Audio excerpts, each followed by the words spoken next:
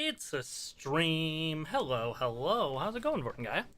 Yes, kind of. What happened with that? 1 second. This should not be this view. One moment.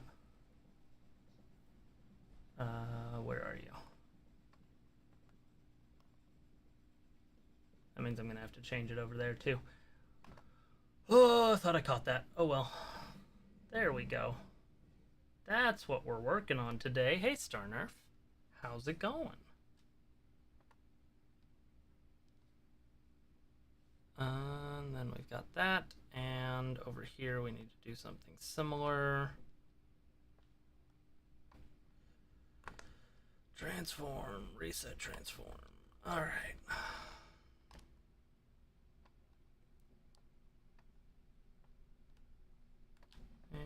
And okay. There we go. Now I've got it on the vertical stream too. Hi. Welcome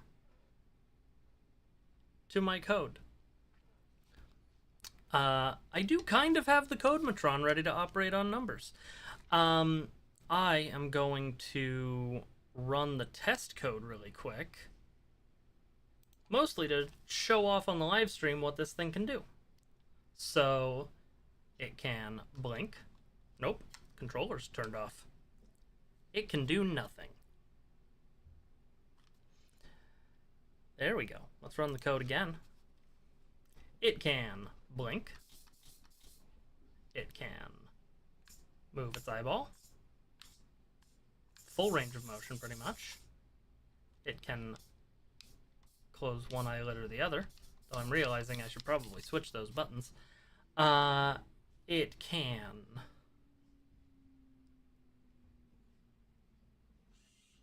turn right, turn left, look up, look down, look confused in the other direction.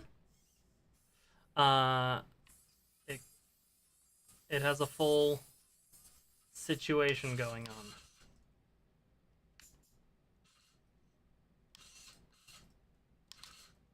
It gets stuck sometimes, and that's something that I think needs to happen. The Kubrick stare. I don't know what that is. I don't know how to make a puppet do that. Head down, eyes up. Yes. So, head down. 1 second. Head down, eye up.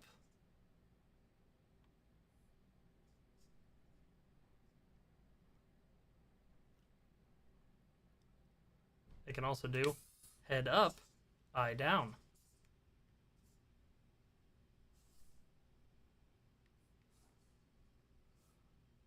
So one of the sort of problems, might need a bit of an eyelid. Okay, let's see here. 1 second, and that one.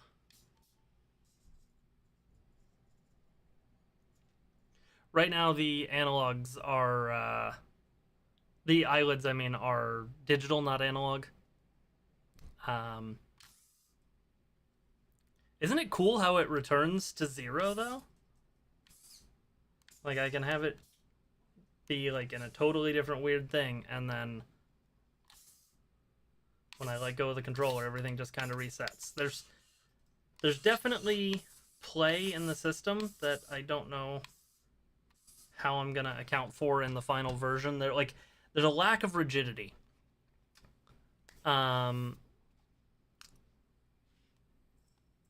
Yeah, I think the lack of eyebrows is what's killing that. So what I can do, though, is I can stop this code. And if I take out the ability to turn left and right, because right now it's a lack of inputs that's causing that to be a thing more than anything else. And then I want the eyelids to work off of the triggers here.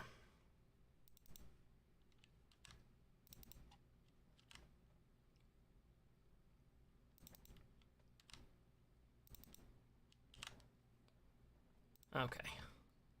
So we'll run the code here, and this should allow me to have granular control.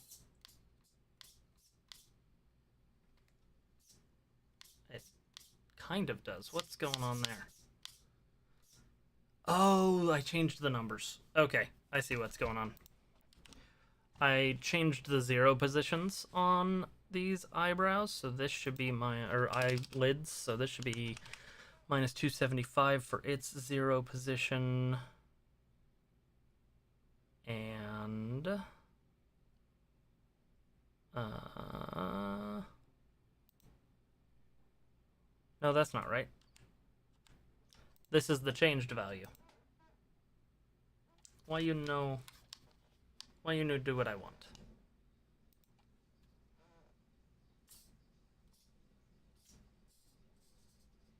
Okay.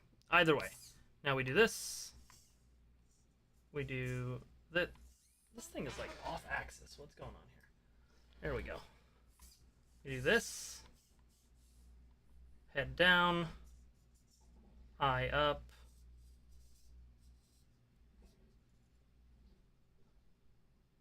There you go. That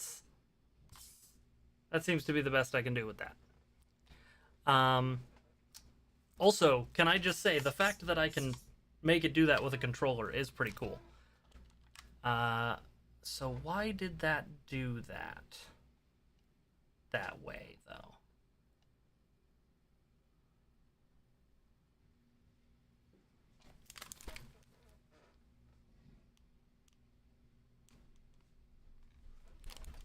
Like, it feels off kilter somehow, but I don't have a way to articulate how. Now, this is the other set of code. Can it do a bombastic side eye? Not without me changing the code again, because I can't make it turn and control the eyelids individually. Because I need analog sources, and that's all being used. Ultimately, I have hope for some of that stuff. That being said, the other thing that it does, and this is a different set of code that refers to this, is, let's hope this works.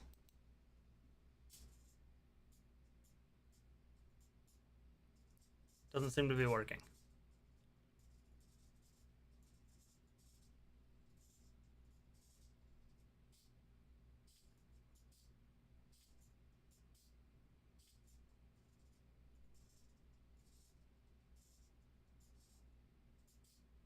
Slightly? Maybe?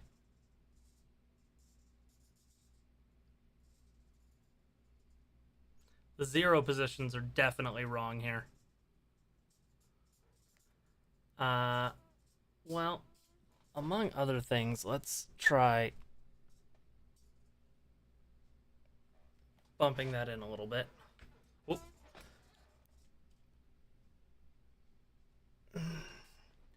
More Sam Raimi than Stanley Kubrick there.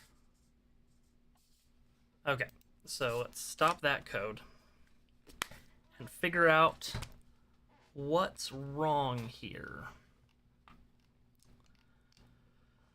Oh god, okay, right. This is kind of where I wish... You know what? That is too zoomed in. I'm gonna run this code actually just to reset it to 0. Alright, and then we're gonna go back to the face receive code. Okay, oh god, yeah, this was doing weird math. Okay.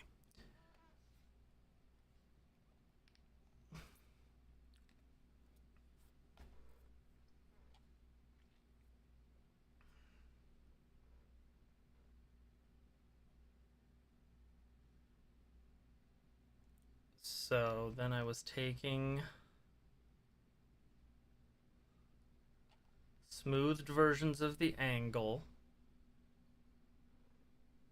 and doing this all. Okay, so if I want to expand the range, this is where I would do it. So I did that by 150. We'll do that by 200 since it's got different math going on. And let's run that.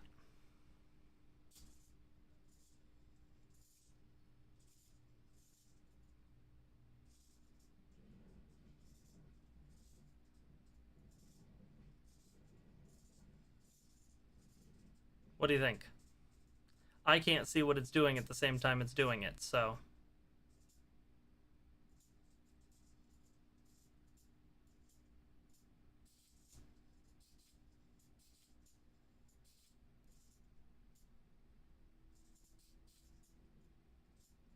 It didn't get the right side look. Wonder if the eye's twisted in its socket. I really should put code in to restore it to 0 when it runs. Or when I close it, I mean. But that'll be for the future. Alright, let me tweak it and see if it's twisted in its socket.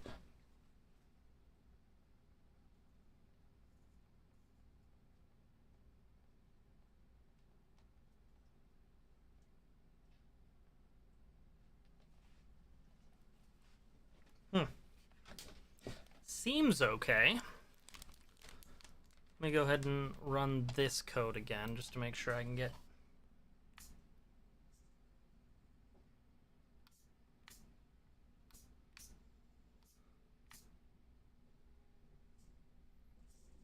Interesting.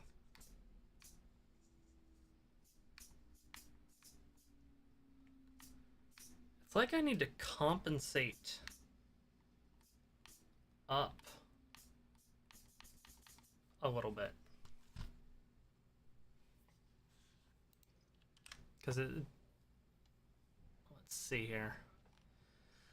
Let me try doing some of that over here then. That's going to be right stick stuff, yeah.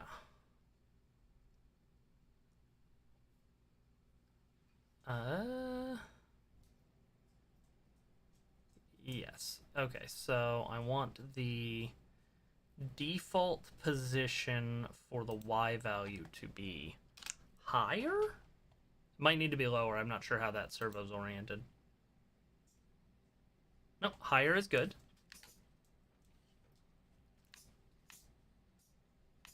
It definitely has more range left than right somehow, and that's got to be a hardware problem.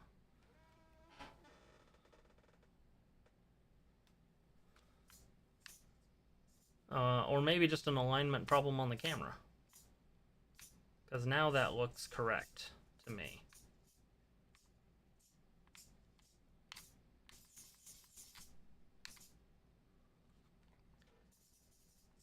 It's like it's getting stuck a little bit. Does this controller have stick drift? Because like when I look to the left and let it come back, it doesn't come all the way, but it does when I look to the right. My right and left, that is. Down, it doesn't return to center. Interesting.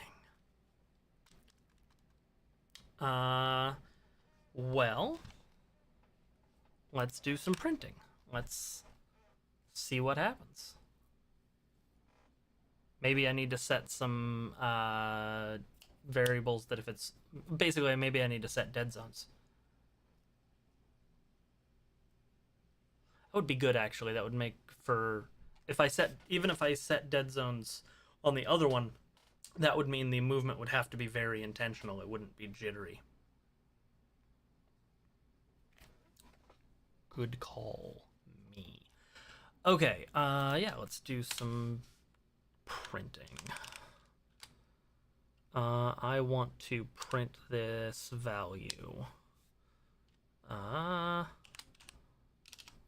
this IX. And we want to print this.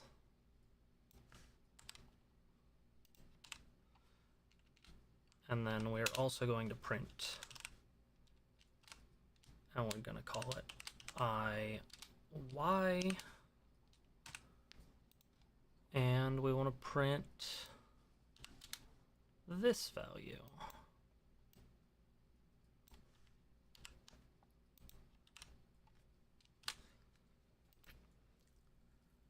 I didn't need to put a parentheses there. Okay. There we go. All right. Let's see what's going on here. So yeah, they've got their kind of default values, which are not where they should be already. That's the X. It's a difference of about a degree, but because I'm doing such heavy multiple... Well, no, the degree is after the multiplication, though. Not degree. What, like... You know what I'm trying to say. It's a very small difference.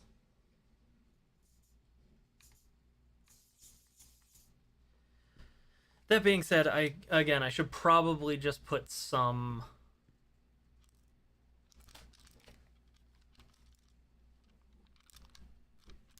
That's not a good sign. Maybe I should be using a different controller. I should probably put some logic in there to force it to round, because it should be going to 800 and 850, respectively, when it's at 0. And it is definitely not doing that. That was a full 5 off. Okay.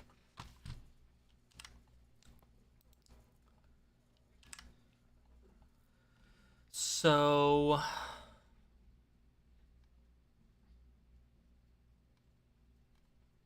Okay.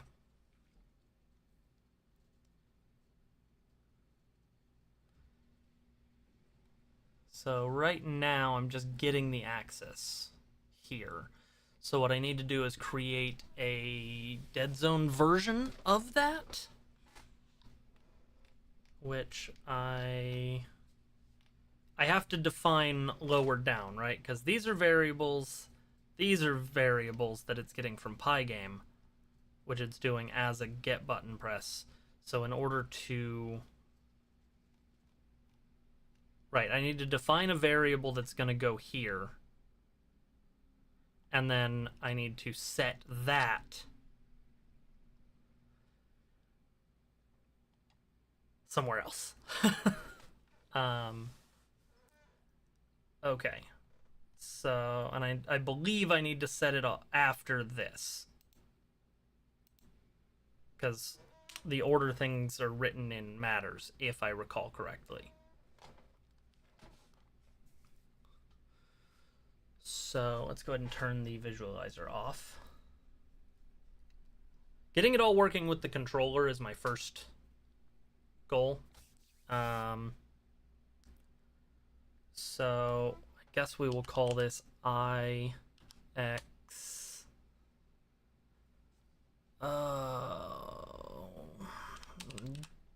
IX. What's a good name for this variable?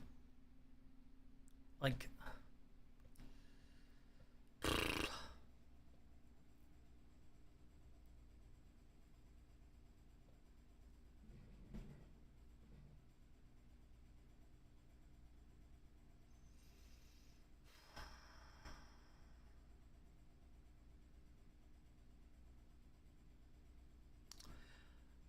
All right, well, you know what? Let's set this to just be the base number that I want it to be. So this is making it so that the left and right and up and down on the eyes have a dead zone that I can set. So I guess I should just call this IX and IY for now. Or maybe Deadeye X. I'll remember that's IXDZ that's way better. IXDZ. Okay. And so I want the default value of it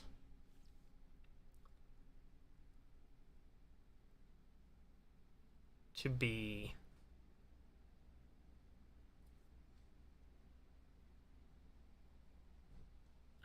X. I want that to be 800. And I'm going to do things later that change it.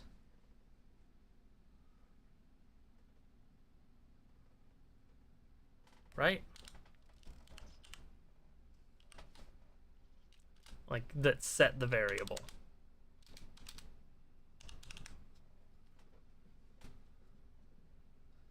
Is it going to make it jitter if I have it set like this, though? Because it'll call it, like, every time it loops, it'll catch that.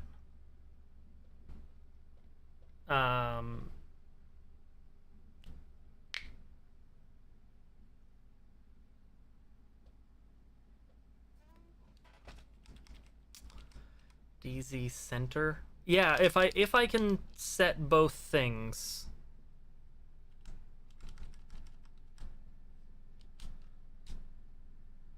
DZ center and DZ zone.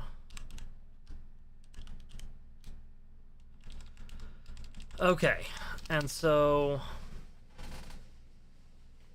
I'm gonna have to do this DZ center X and DZ center Y. Oh my god, the washing machine.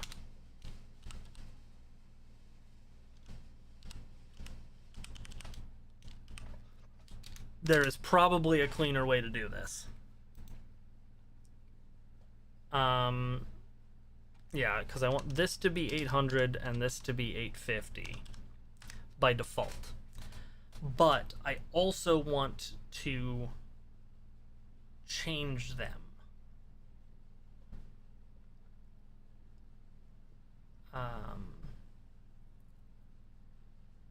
Where am I setting blink for this?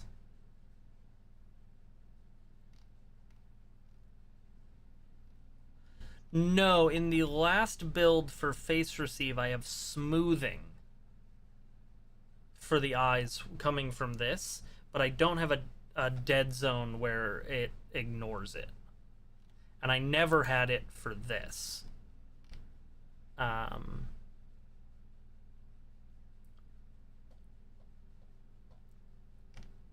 Okay, I'm setting these here. So I can move these up here, actually. This will be fine.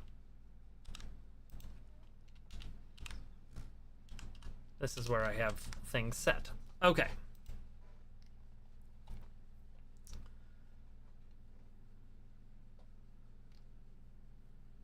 And now what I want to do is set it so that the DZ zone size, I want it to be, let's start with 15. So I need to figure out how to make it so that if it's within 15 of what I want,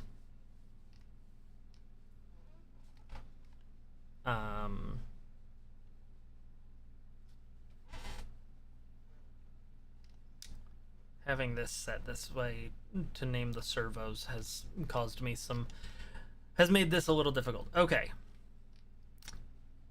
That being said,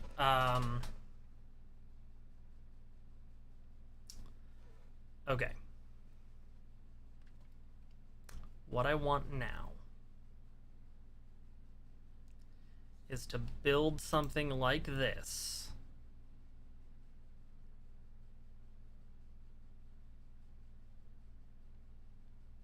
Specifically, this.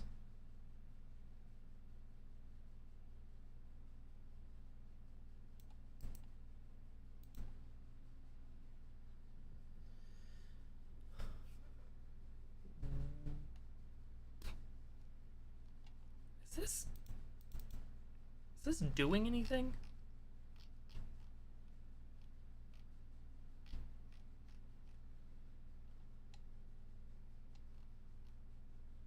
I don't think that's doing anything.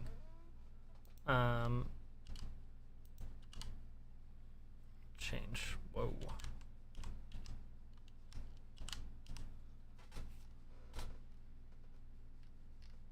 Like, I set it to 0 here.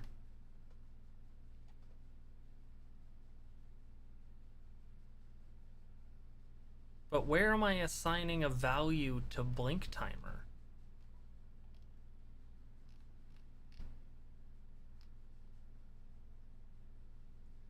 Is it just seeing that it's 0 when it gets to that?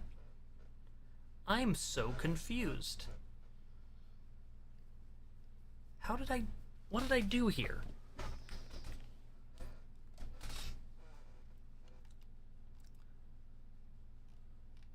Because I think blink timer is always 0.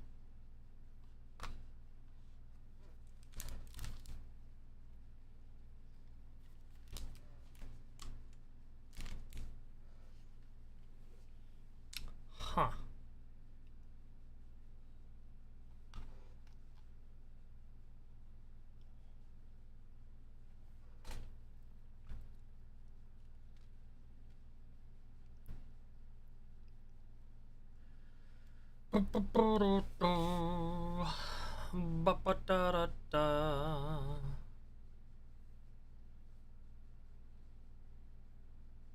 Okay, I can bake these actually in to the new thing I'm making. All right. Let's mark that this is blinking. I mean, I'm sure I'll know that for now, but then we're gonna mark this as I dead zones calcs. All right. And so I think what I want right now is an if statement of if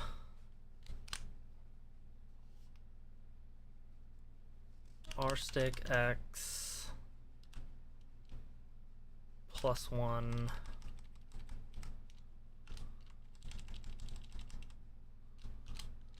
times 300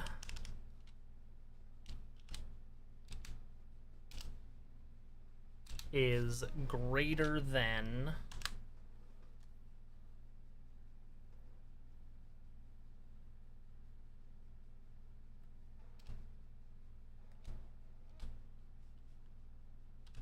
equal to or greater than, nope, greater than or equal to.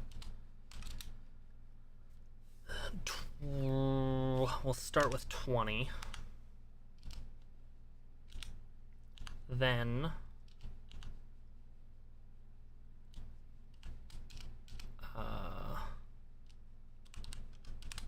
DZ center X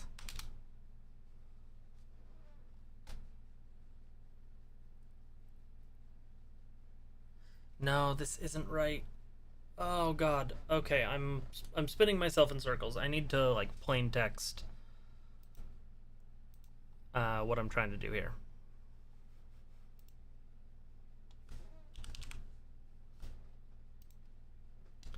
Because what I want to do is make it so that if at the final calculation of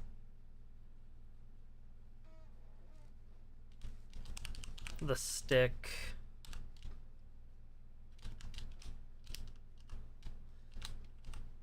times the 300, you know, times negative 300 plus 1100 or whatever it is. If that is within 20 of what I want the central value to be, set it to the central value.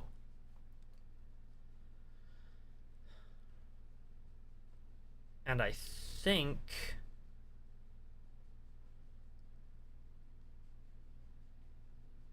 the way that I can do that is if it is less than or equal to 20, then I set the dead zone, I'm just gonna call it that for now, to 0. Else I set it to what this calculation would be. Except I need to lose this.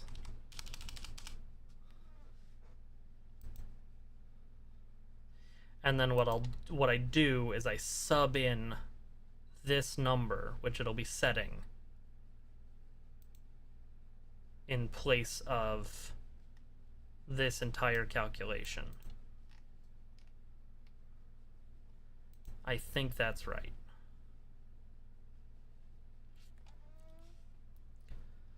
So then we'll set it to 0, else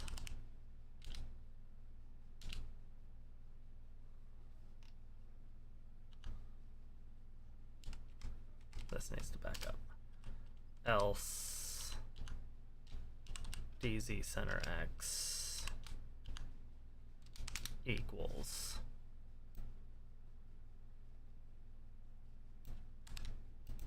that.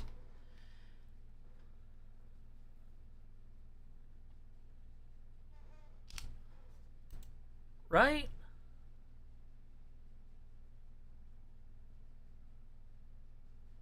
And then this right here just becomes dz center x. And then I do the same thing for y, but with the base value that I want.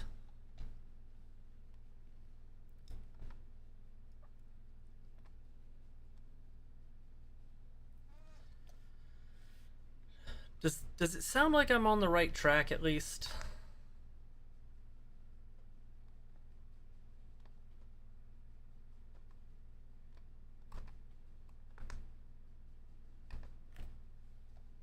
I think it does. Yeah, I want to just take this, do it again as its own situation.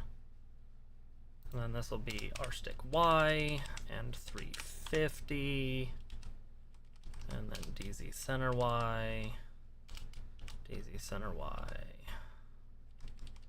r stick y, 350. Okay.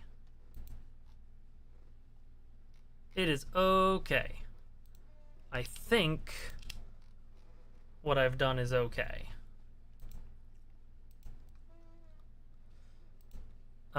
I don't like that there's problem lines here. I don't know. Oh.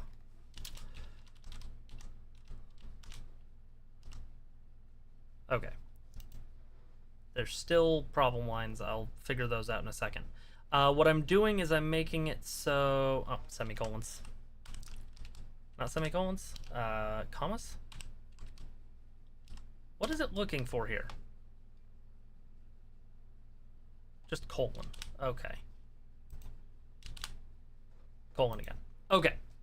So I'm making it so that if the value coming off of the stick results in times 350 results in a variability of 20 or less, because the numbers were always only off by like up to 10, then it just sets it at 0 instead of giving it like a 0.05 or something. If that number is bigger than that, then it uses the raw value. And then I'm taking that raw value with some of the math already done. Oh, and I do need to remember that these are supposed to be negative. I'm taking that raw value,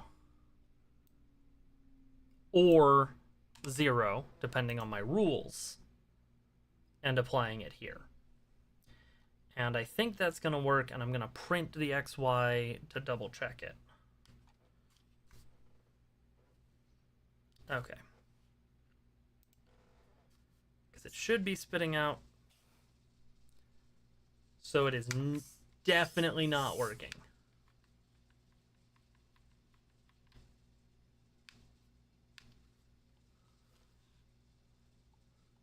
Also, I definitely didn't set this to display the right thing, but it's 100% not working. In fact, it's trying to escape its own socket.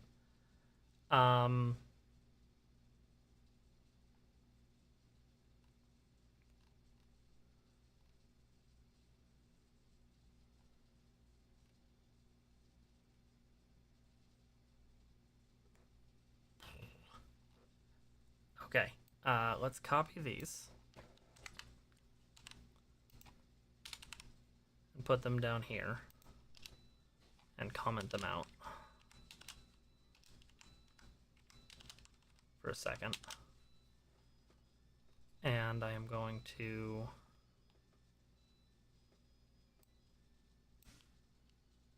grab this and put it back in here. And grab this and put it back in here.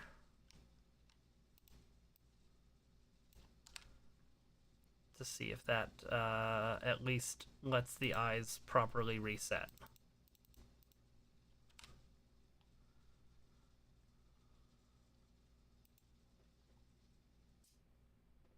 Okay. So clearly, I did something wrong.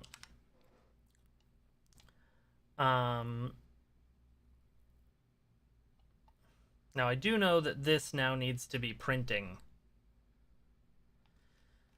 the dead zone, the DZ center X and DZ center Y numbers. And I think that what might be happening is I don't need to bother setting them here. Oh, okay. I see what happened. These should be 0. These should default to 0.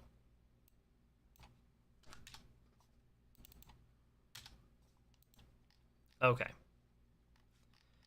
It was grabbing the other number up here.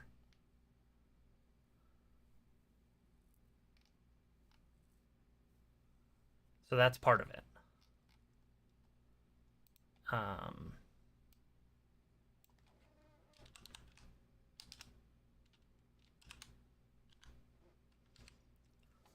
might need to rename these variables later because right now they are just for eyes. Okay. So it's gonna... Yup.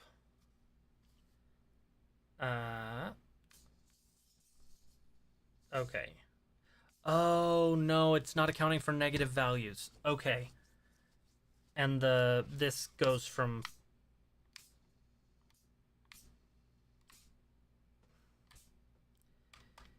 Yeah. Okay. So that's definitely... Like, the eye's moving because I have it using the old code right now, but...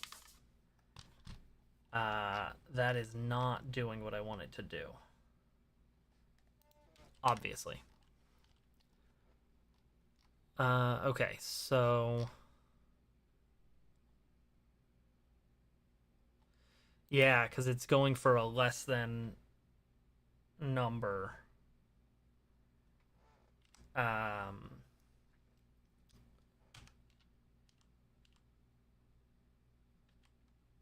because this is negative, all of my...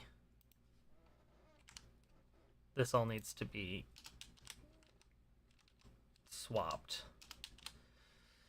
Forgetting it was negative, I need to use less than, not greater than. Okay, let's see if it...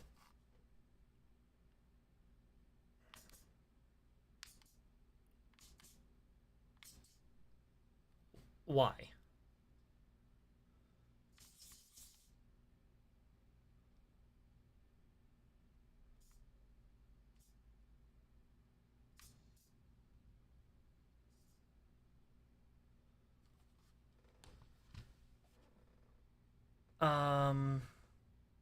Because I'm doing the... Okay, no, I see what's going on. The 20s are wrong.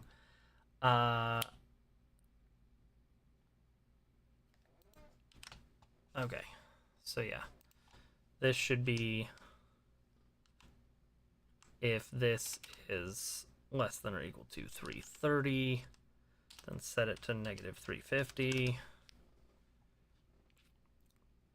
And if this is less than or equal to negative 280, then set it to negative 300.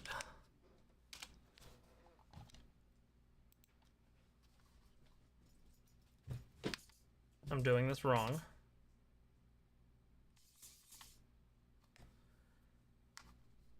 Okay, so obviously one of the x needs to be 300 and the y needs to be 350 right now. So I just need to figure out how to get the math to play nice.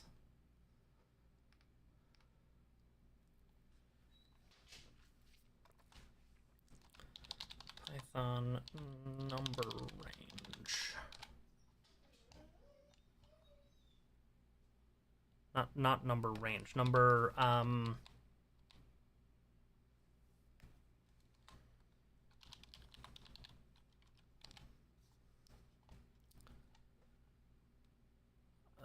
is there a greater than but less than function?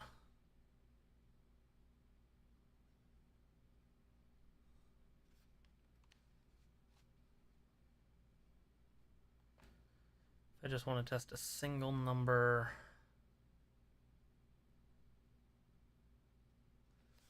Okay.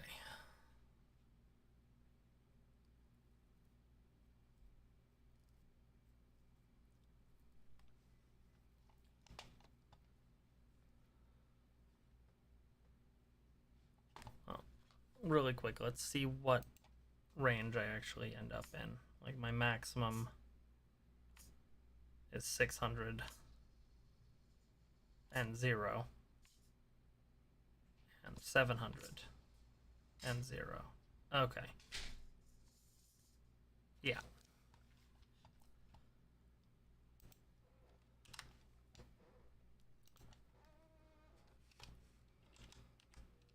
So if it is less than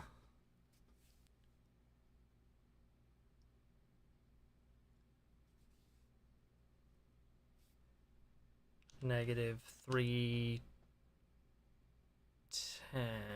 no. Oh god.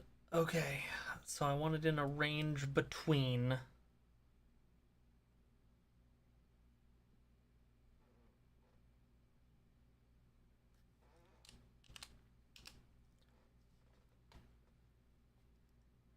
okay. If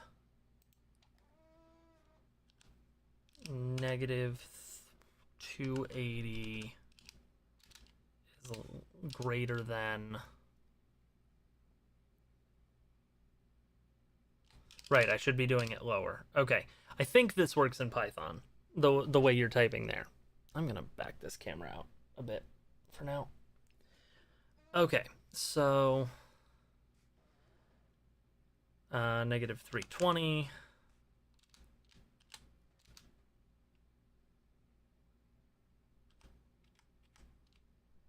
then negative 280, then set it there. Why is 325 even an option?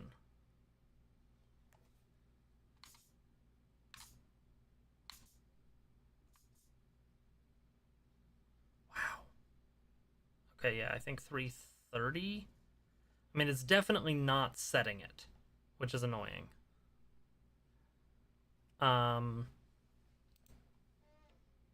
But I am seeing that this should be 330. Negative 330, and then this should be probably negative 270 just to...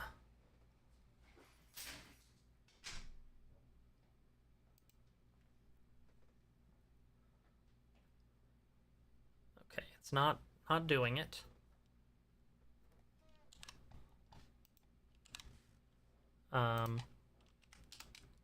Does it work if I flip these?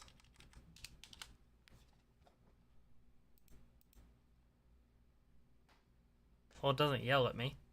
That's something.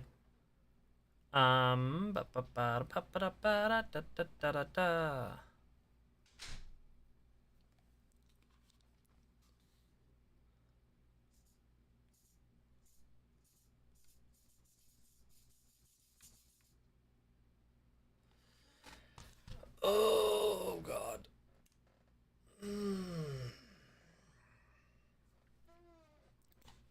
All right, let's try doing this a little different. Let's just print the value for R stick X.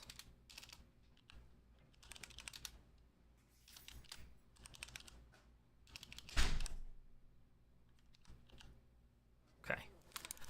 JR got home. I will be right back while I go say hello.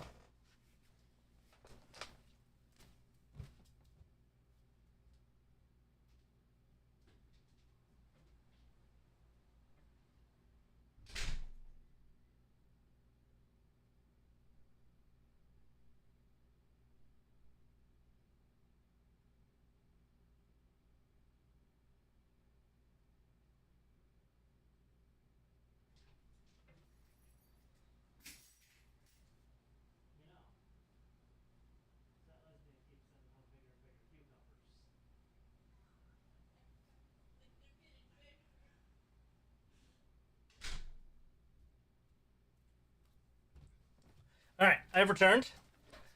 Let's figure out some math. Maybe. All right, so yeah, I just want to print the R stick X value for a second. 0.047. Okay, so 0.05 should be its central zone.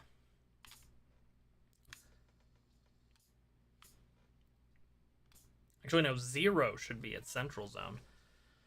So I think it's safe to say if it's outside of the 0.1 range on either side, to just set it. Right? Yeah. Okay, we're going to change some variables here. We're going to call this DZ stick X. And we're going to call this DZ stick Y. DZ sticky. And we're going to make it so that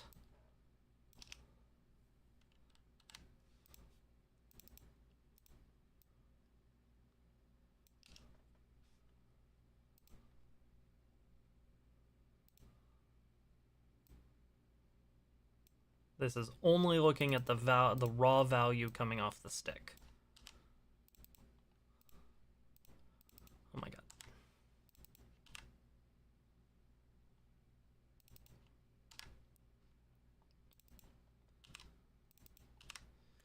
Okay. And we're just going to say if negative 0.01 is less than, no, oh God, okay.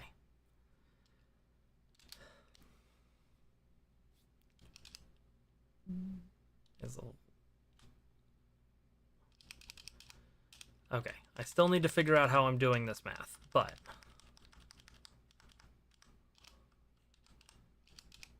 then we're just gonna say that we set that to 0. Else we set it to its number.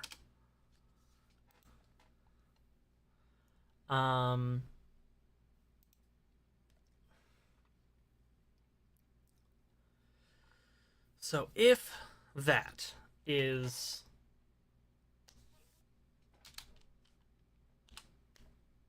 greater than 0.01, no.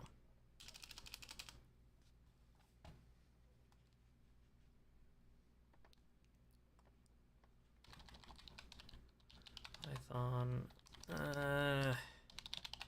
if between two numbers, okay.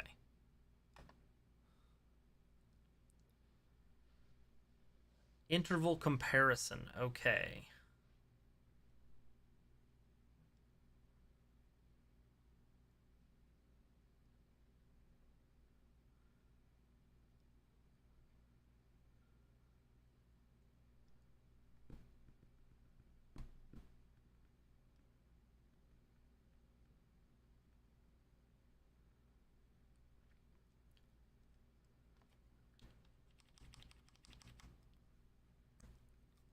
All right.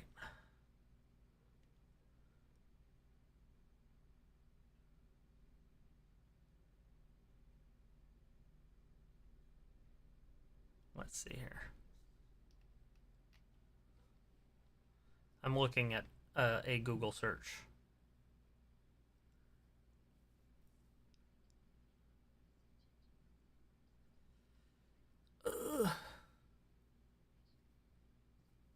Because, yeah, it should be... Okay, yeah. If rstick x is greater than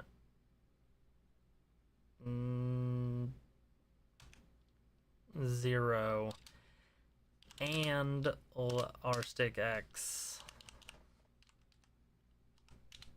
is less than 0.01,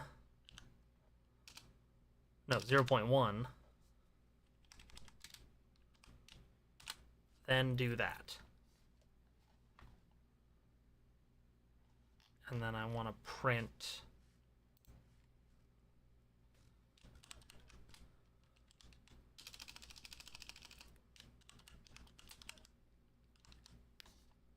okay, that.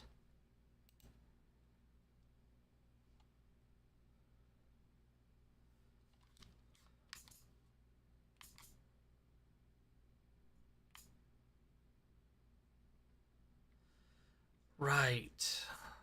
0 is all the way to one side. So I can't do greater than 0.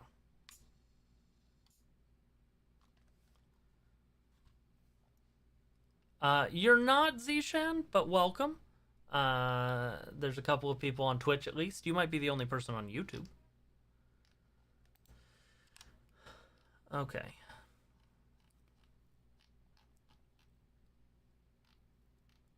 So I want this.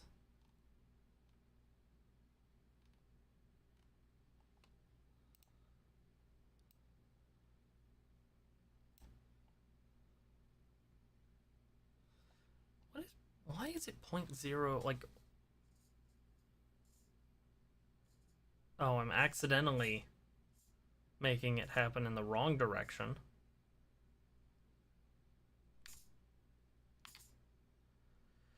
Okay, that's something. So I want it between numbers. Okay.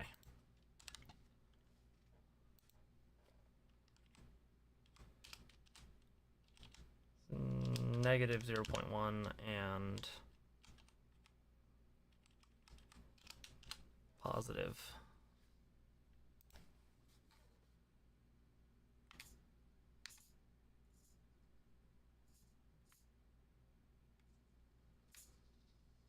Nope, that's not doing it either. Okay.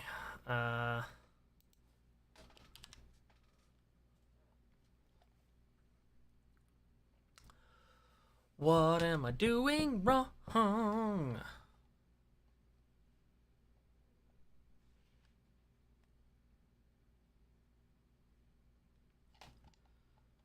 Okay, well, let's just print the stick value again. I'm gonna leave that and then make a new print line.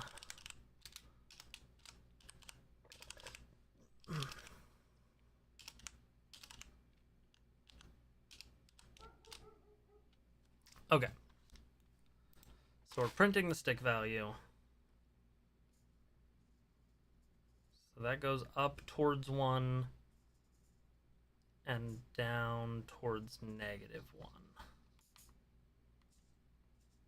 Hilariously, that never actually fully reaches, which tells me I've got a I've got a dead zone issue.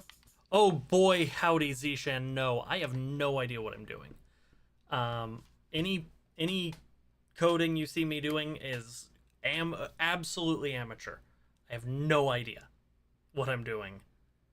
I recommend something like what's the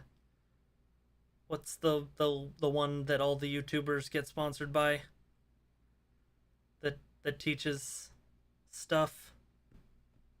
It has courses? Skillshare. Yeah, Skillshare probably has a Python course. Okay. So I think I want it so that if I'm within 0.1 on either side, then it treats it as a dead zone. Okay.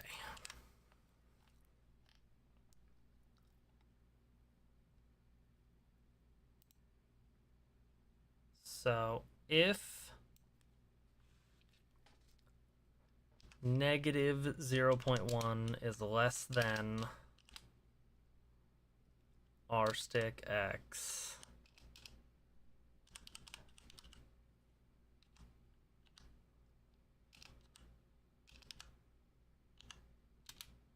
which is and greater than, and then r stick x is also less than 0.1 on its own, then dz stick x should get set to 0. We'll print both.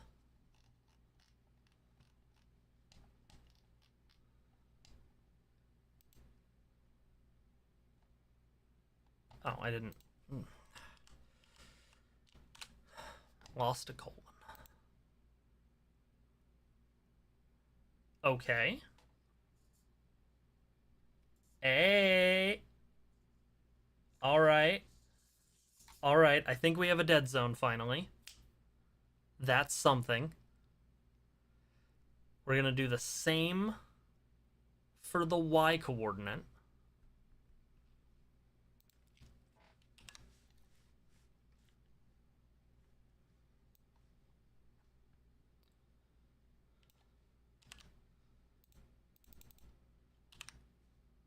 Oh, no, let's just...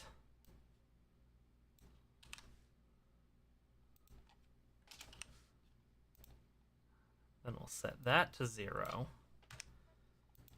And then what we will do is these can just go die in a fire. We're going to copy these, though. Put them in there. Comment these out. And then this should become dz stick x and dz stick y. Okay.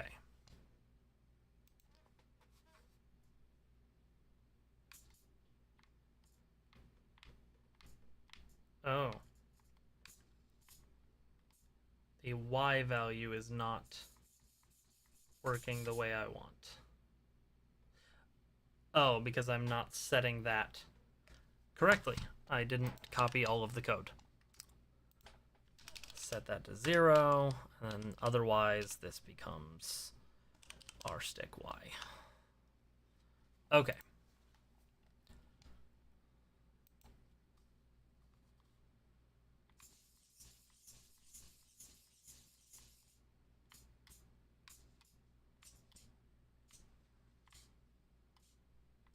I feel like I don't have the upper range of motion that I used to. Is it?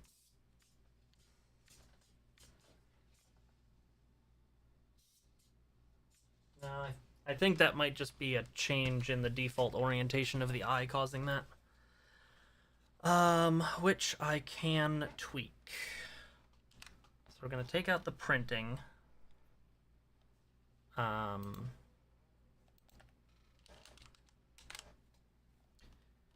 And what we're going to do...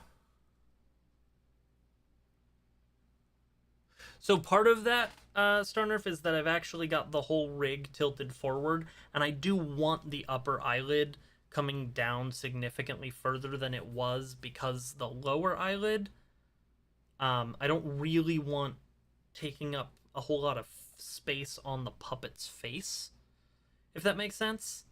Like, I'd rather have it mostly blinking with the upper eyelid. I'm actually considering axing the lower eyelid entirely, but I like having it as an option for squinting, which is the reason it's still in there.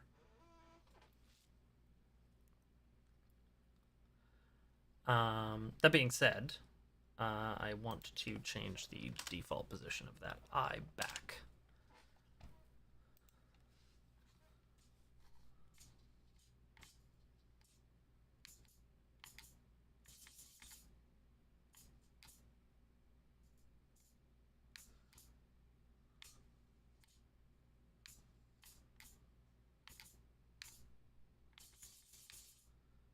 How much play is there in the actual just physical eye?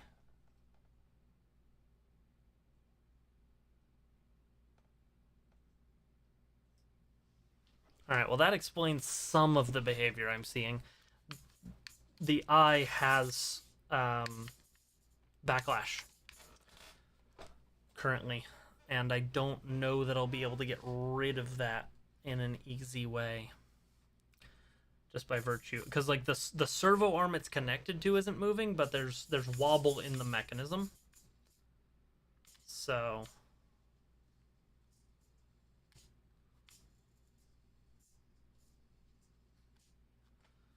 I think I need to change the movement range on this, honestly. Makes me sad, but I can hear it straining against itself.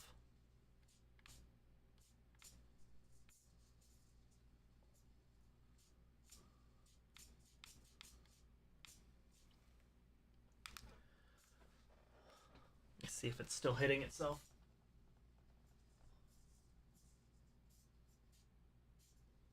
A little bit.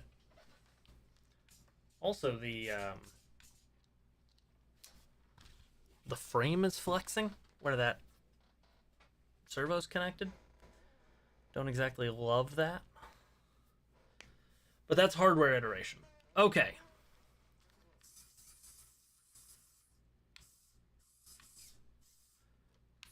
Now that I've gone on that little detour, I forget what I was going to do here. All right.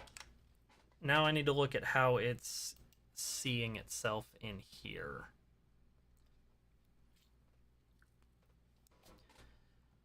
Oh boy, oh boy, oh boy, oh boy.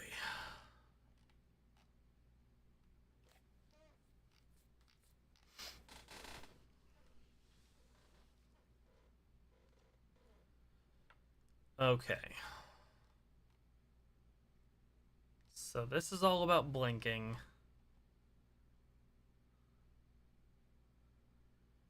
This is only doing anything if I'm not blinking. Good to know. And then this is setting a raw angle, which is getting a number from the differential of x and z. Okay. Hmm.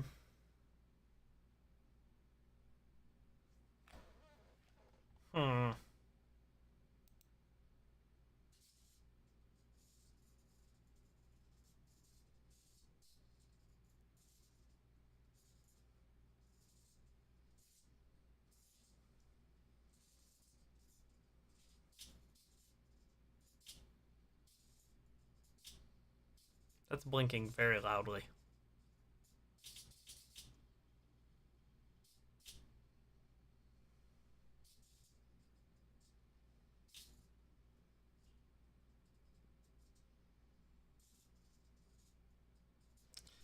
I don't know that I love the eye tracking that's happening here.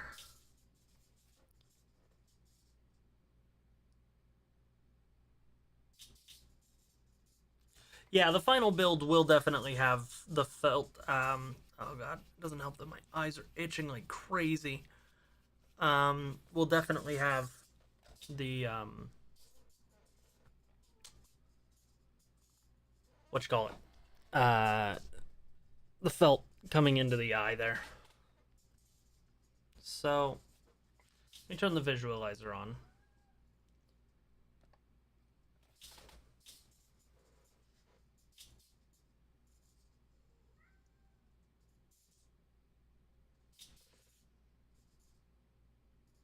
I think I need to pop this out for a second.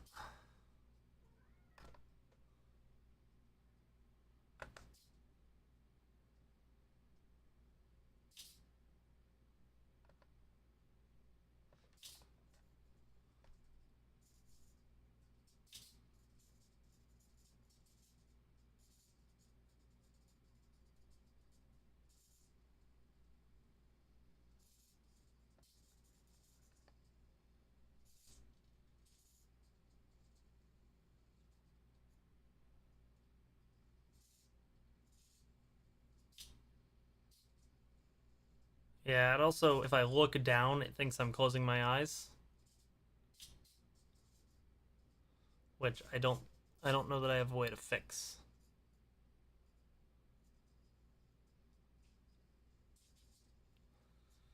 I may just have to have blinking be a,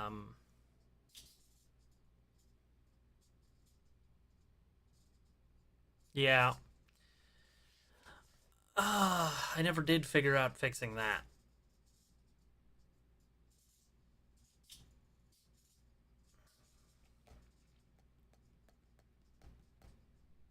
Okay, well.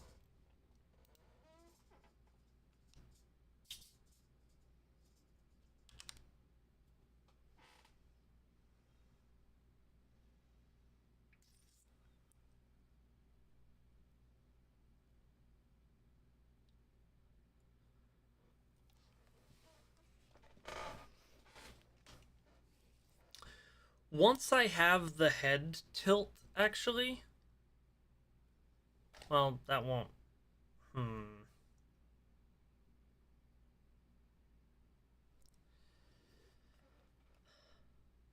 Yeah, I may just have to have blinking happen at random intervals unless I trigger it myself.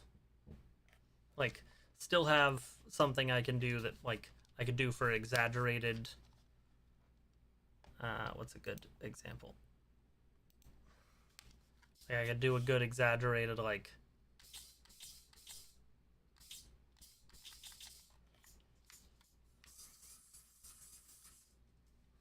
blink, blink.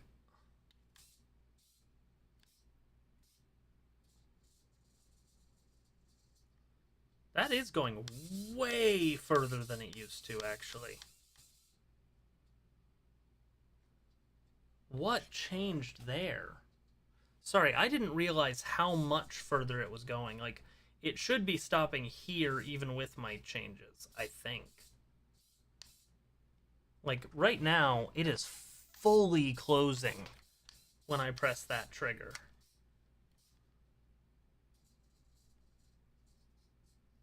And that seems suspicious to me.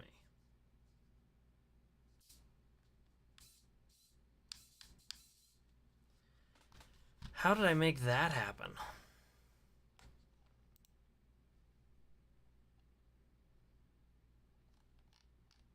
I didn't change any of my numbers to, like, today. Let's just tweak that really quick.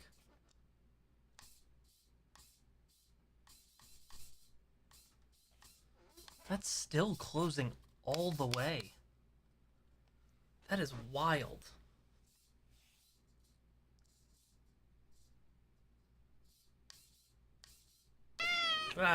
Zishan, thank you for the follow on Twitch. You get a button press. You startled me. Welcome to the think tank. Okay. Well, one thing I can do then, actually, I can make lemonade out of this as the thing. Let's go ahead and turn the visualizer off. I can make that blink quieter by going over here and changing it so that the blink setting only blinks the upper lid. We'll just comment out the lower lid. And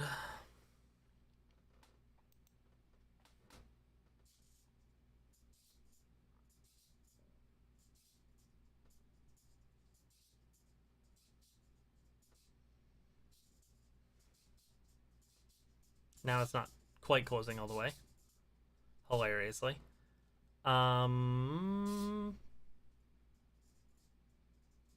That's in a weird state though. Its default position is different in this code.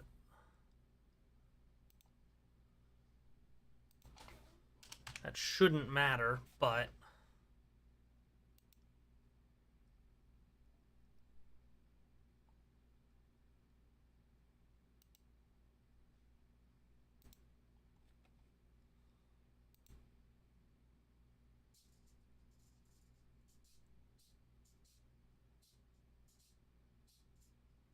Interesting.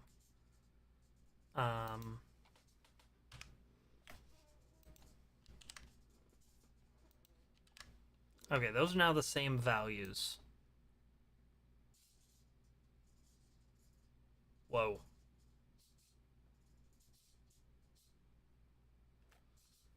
That shouldn't be doing that.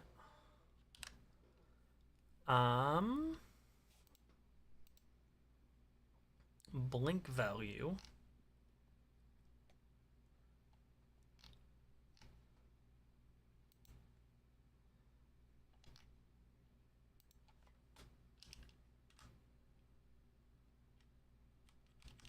Let's do this 600 and 800, I think.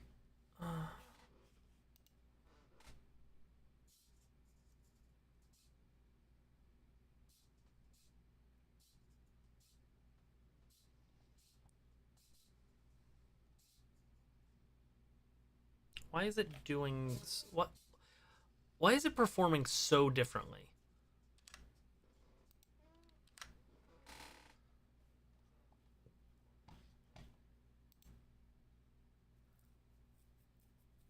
I mean, it grabs off of our trigger, so let's print our trigger.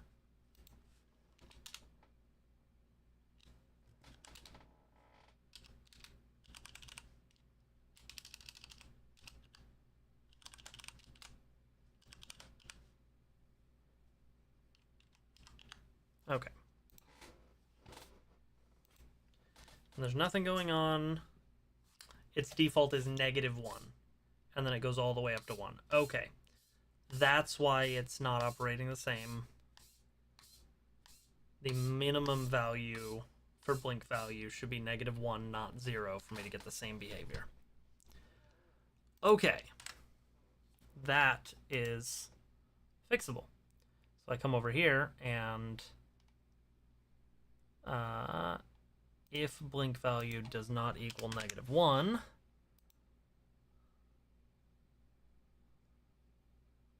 no,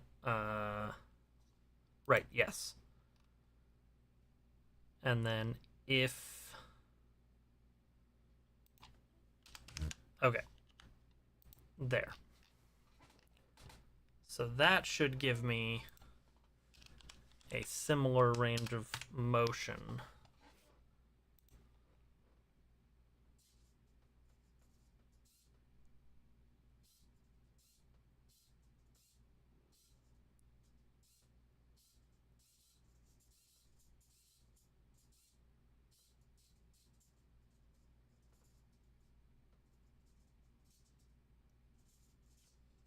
The eye up and down is still very wrong.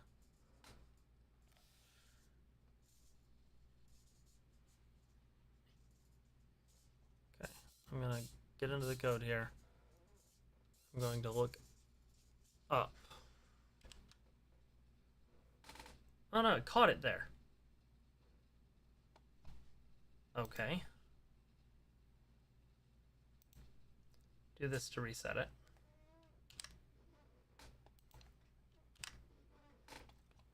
I no longer need to print the trigger value.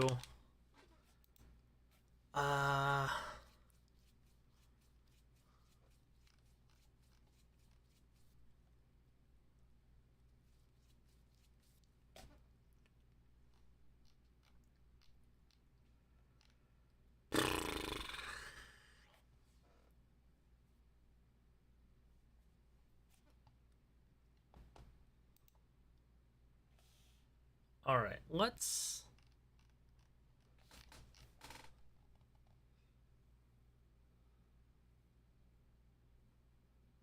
see here.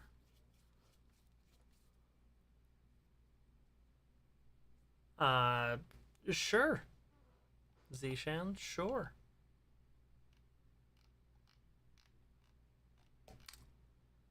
I hope that's not rude. Okay.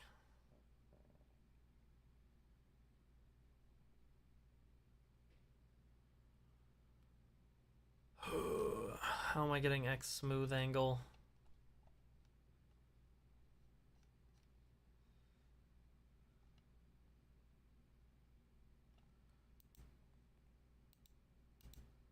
Y smooth angle is less than 0.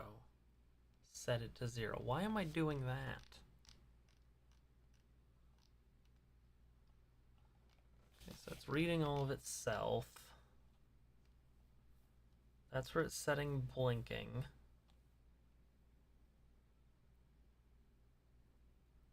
Right, I'm setting a cue here.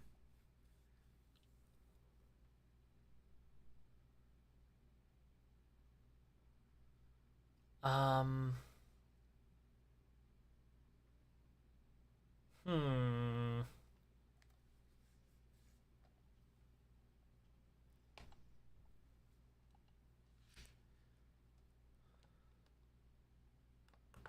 Just check something really quick.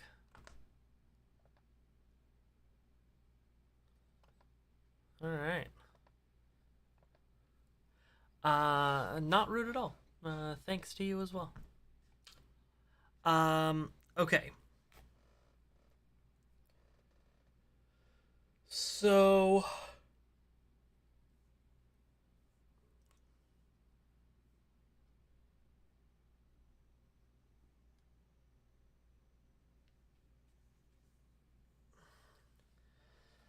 trying to figure out what the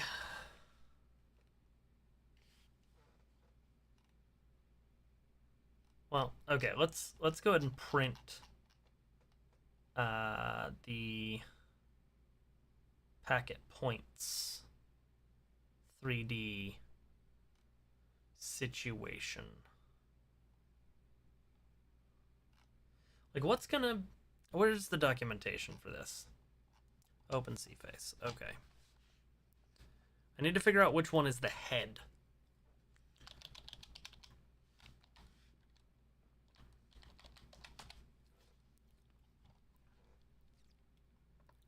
Because I'm thinking I want to try and get left-right turning working.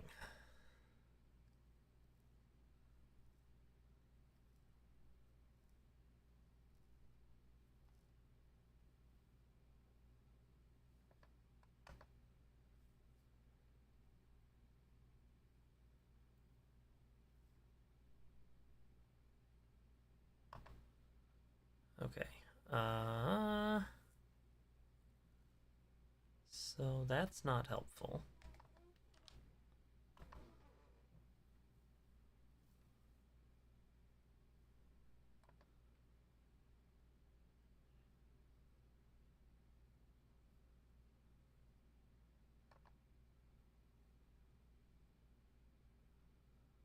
That's not helpful.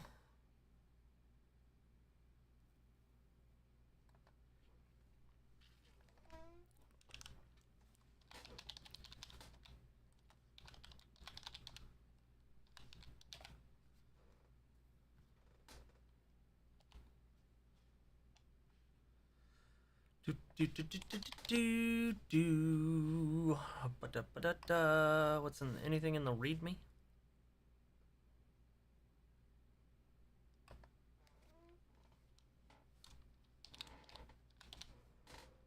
Nope.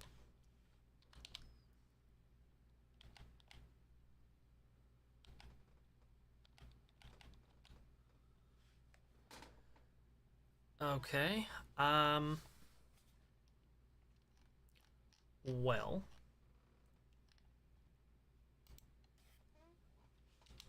Let's go ahead and get some variables that I know I'm gonna need.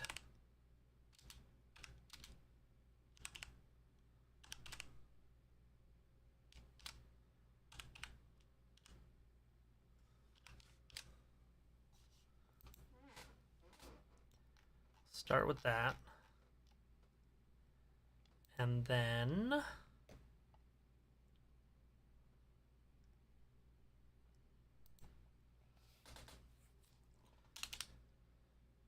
do neck Y smooth angle equals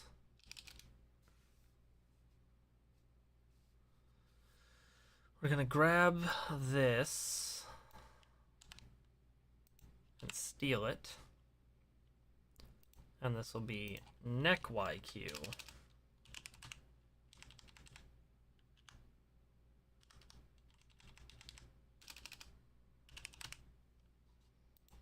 Okay. So that's going to do all of that. And then... It's all good, Ecom. I struggled with math for a little while, but over in the test script, and now that you're here, I'll run this and show you what it can do. Though I am going to make some quick tweaks so that I'm showing you the whole situation. That's going to be based on triggers. And then the blink value is just going to be this. And we are going to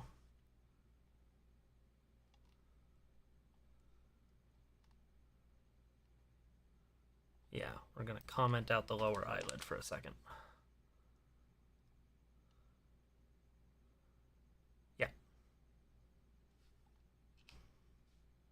Yeah, good. So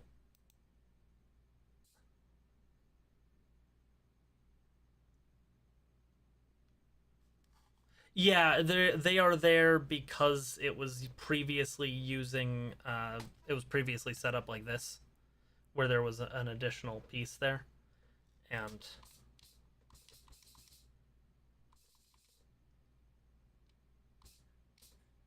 why is that not going to its normal position?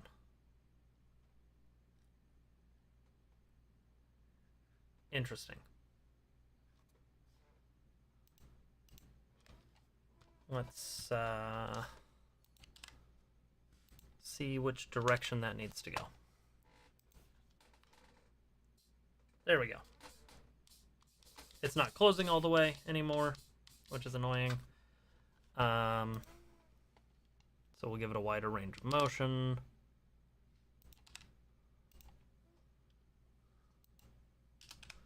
And really this should be here.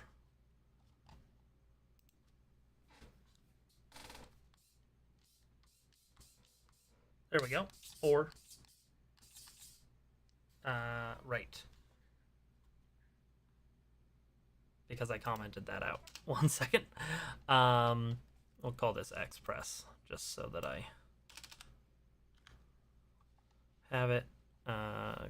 Stop that. Play again. And now that's not going where it needs to go. I think this number needs to be higher for that one as well. Yeah. Okay. So obviously I've got my blinking. I've got the eye movement that I used to have. I've got my full double eyelid blink. The Express for some reason isn't working. It's probably a math thing having it go out of range, but that's not the important part. The important part, Ecom, is this.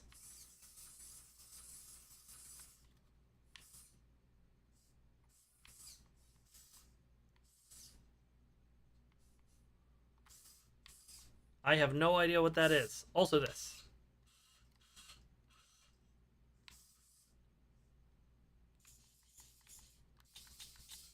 So this is just a full 2 eyelid blink that blinks into the middle. The idea is to have the individual eyelids be controlled separately as well, but the screwing around I'm doing has not been setting the location of the lower eyelid isn't working. Anyway, but you're here just in time for the part where I need your assistance. And that is, I'm now ready. Django is a web framework used to create web apps. There you go, Zishan. Ecom knows way more than I do. I am now ready, I think, to try to get just the left-right. The up-down is going to require a lot of math. Because, just as an example, Right now, pushing the stick up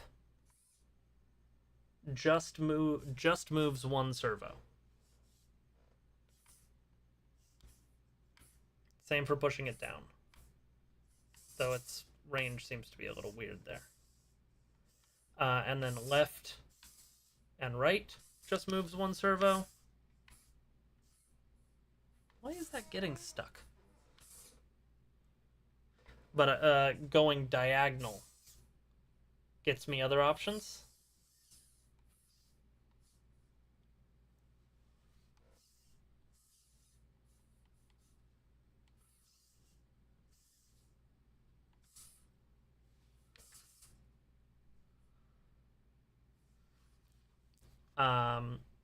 No, it's two. Two and a ball joint.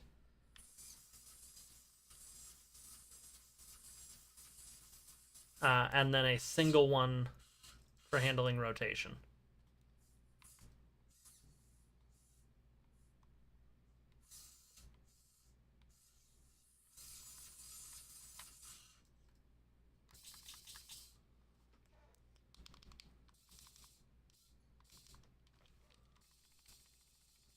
If you know what I mean.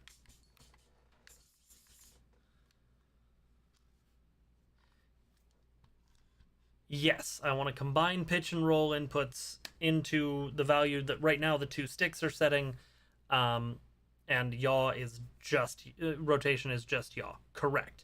But I also need to figure out which of the 3D points in face receive is the full like head.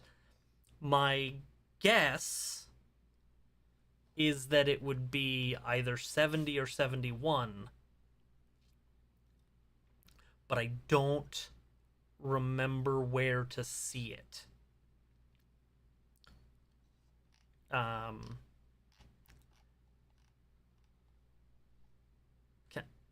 Actually, now that I'm saying this out loud, can I... I'm not surprised it's exited my brain, too. Print... Can I just print the whole... the contents of the whole packet?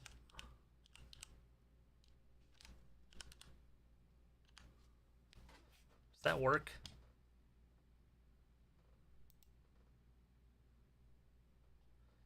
I missed something. Wait. What's going on here?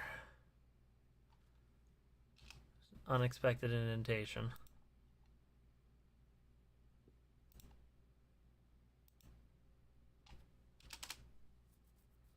I think I accidentally typed that when I was trying to print something else.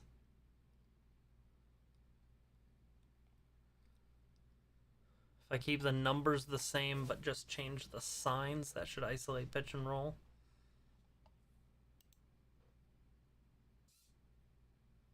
Okay, so that is definitely a mess.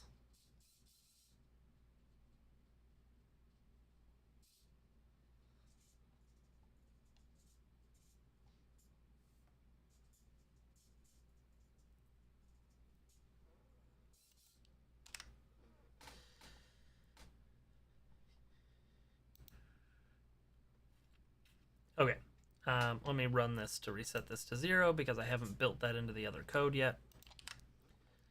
Okay. Then yeah, let's do that. Let's get the stick working in the way that makes me happy. So right now I have them as neck 1 and neck 2.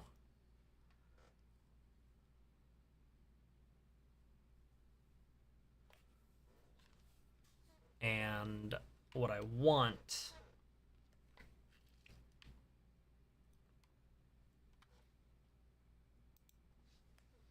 is like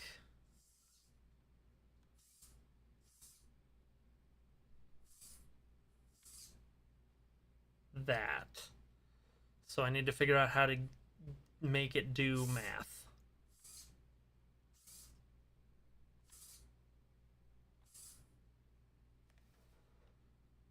Okay.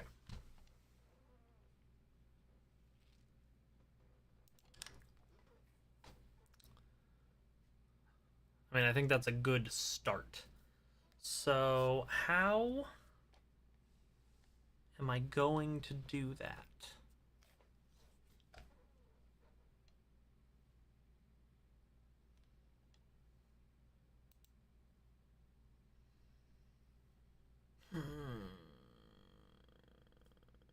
I'm actually kind of surprised that this worked. I just threw that at the wall. Okay, so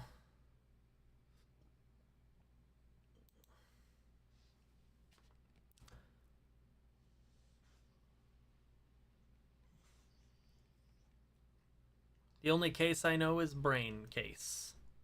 Pitch should apply a positive to one side and a negative to the other, but the same for each. Okay.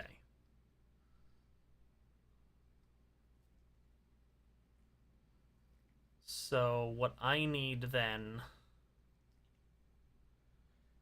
is... okay.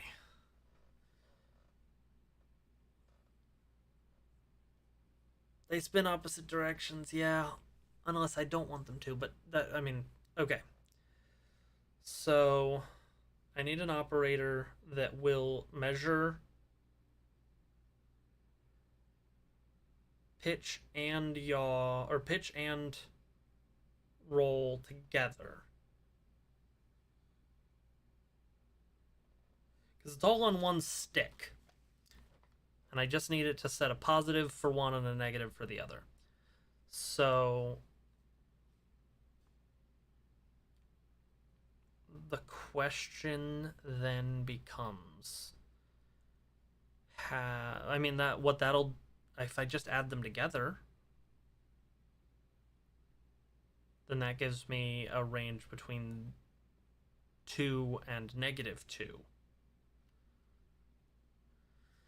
And then I just need to and then I just need to make that into a positive or negative number respectively.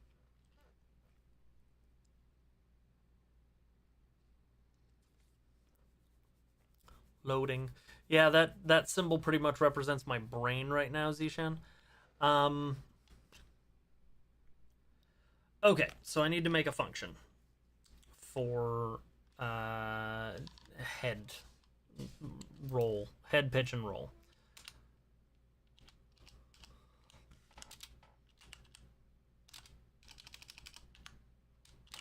There's an extra space in there. It's gonna bug me. Stop it. Head, pitch, roll. Okay. Which means I'm going to want a new variable.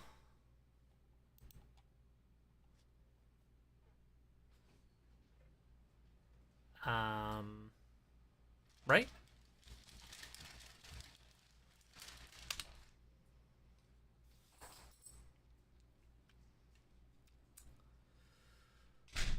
I don't need this. I don't need DZ zone.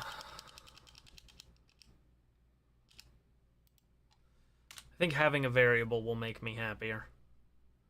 So we're gonna call this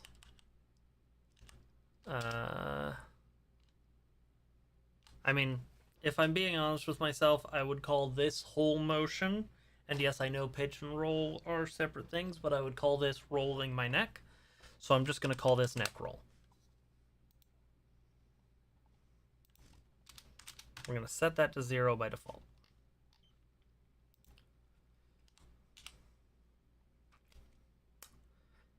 And then what I want to do here is I do probably still want to apply a dead zone.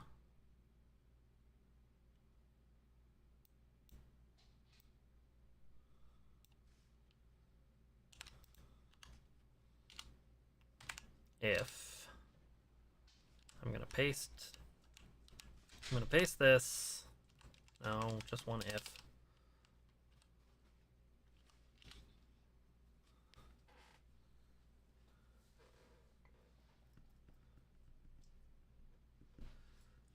Do I need separate numbers, or do I just need to change how each one calculates? this is what's actually going to set the servo angle. So if I have one of them calculated as a positive and one as a negative, for instance, wouldn't that get me a similar result? The two need to be combined differently. Damn it. Okay. Then let's call them neck roll 1 and neck roll 2.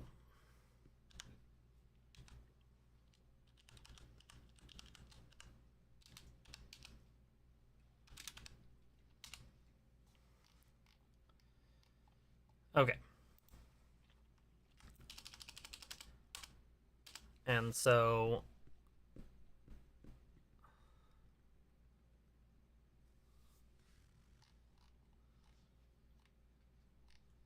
fine, we'll call them neck pitch and neck roll. Fine, you got me. Okay.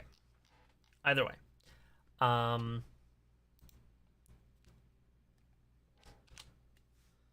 do want to have a dead zone built in, like I said before. And so what we will do is if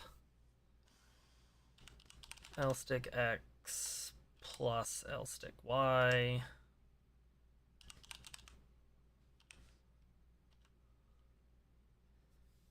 is within those ranges, we'll just try those ranges for now, and I'll change it if I need to. Then neck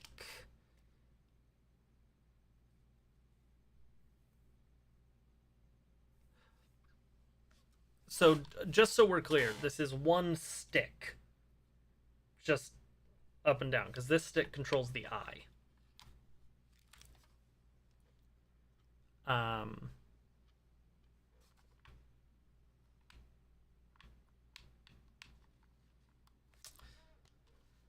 The stick does have two axes. You saying left stick needs one and right stick needs another, that's what confused me.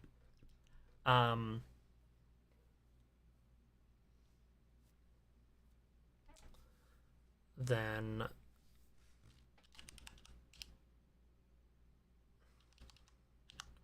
neck pitch equals 0.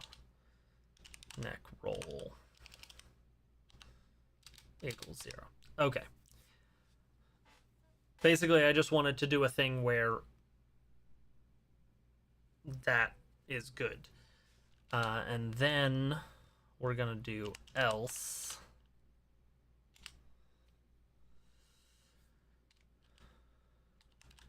Neck pitch equals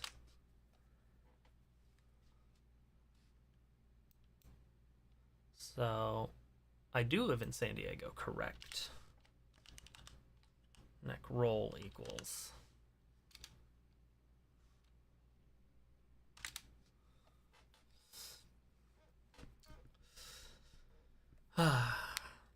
it's all good, Ecom. Because technically what I have going on, and I could do, is I could just set 2 dead zones. Damn it, that's probably better.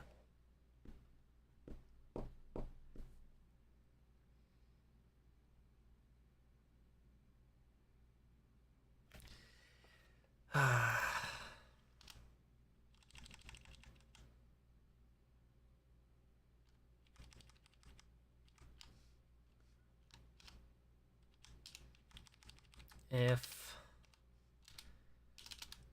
and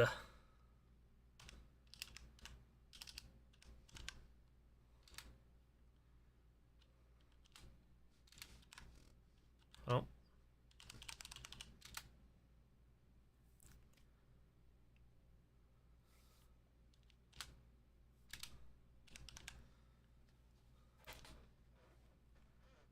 that's probably better, right? Because this is saying if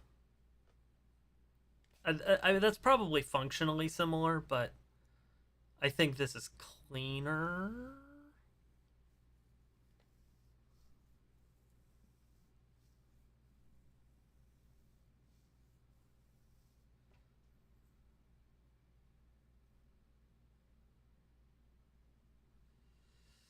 Uh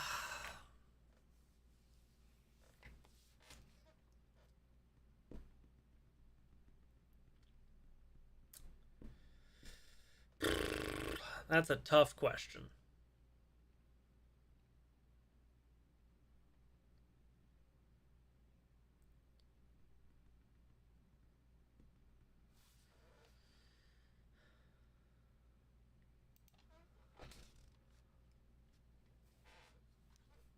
So X. Okay. Y is pitch, X is roll. Okay. Yeah, we'll set the dead zones entirely separately.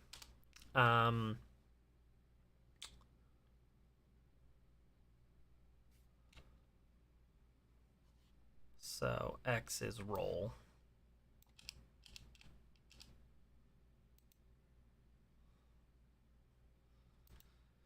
And then let's grab this to the end.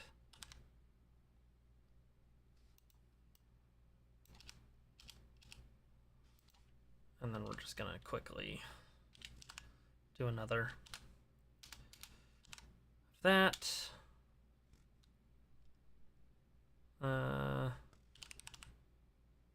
Pitch 0 else pitch equals. Okay. Now, obviously, I need values for these.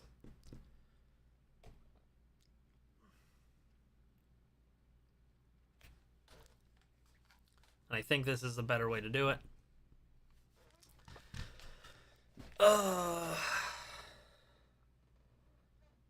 Okay.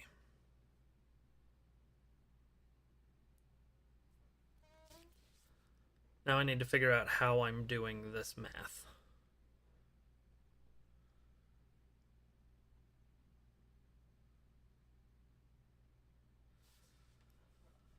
This hurts my head. Okay, let's go ahead and just for the sake of having a value in here so I can run the code, I'm gonna do this, but I want to print the sticks.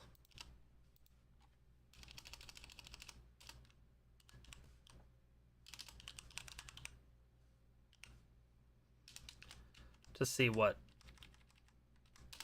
the values look like.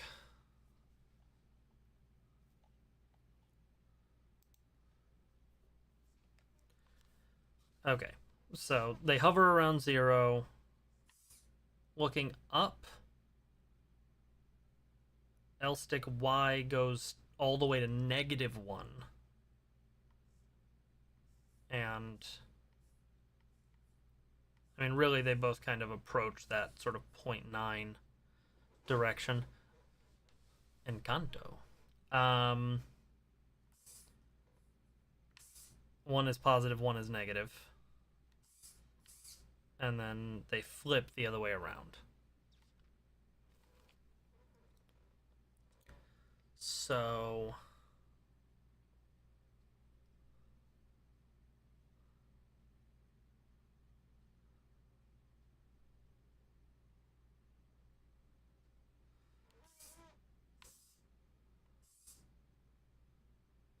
what am I doing?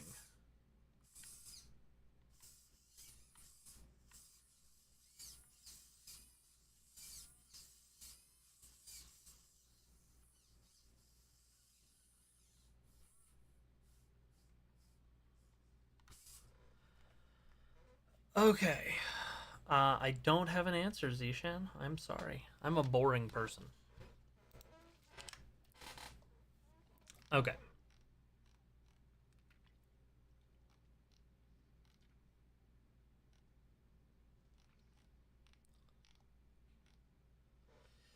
Problem is I need to set 2 servos at the same time, no matter what I do.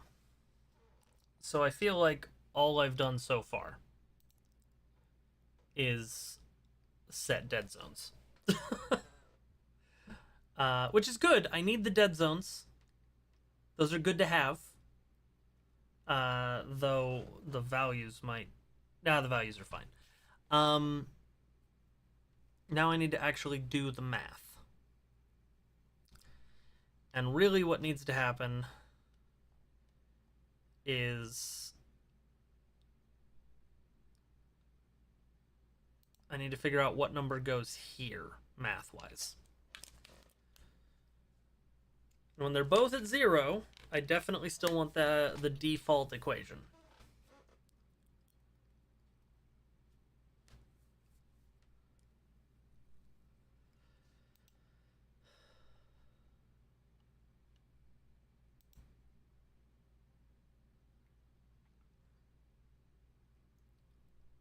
Start by combining the pitch and roll into servo A and servo B values between -1 and 1.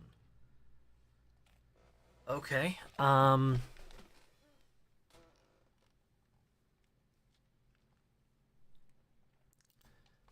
Let's figure out how we're doing that then. Like, I'm having a weird mental block where it makes sense to me what we're trying to do on paper.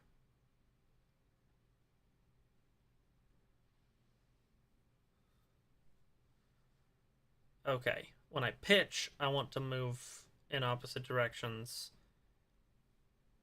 And when I roll, I want to move in opposite directions.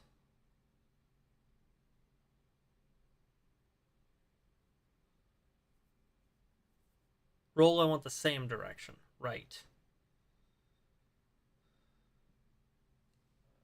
Yeah. Okay. So...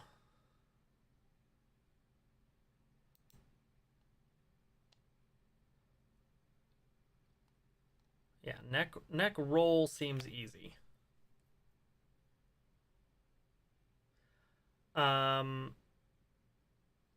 Because that's how the file I designed was made, Starnerf. Not designed. The file I downloaded. I'm utilizing somebody else's design for the mechanism. And this is what they did.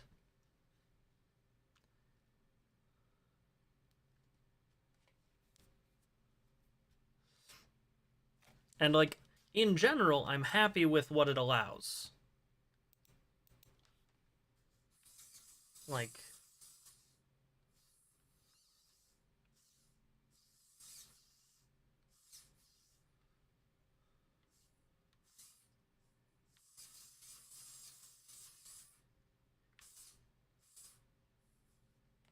yeah.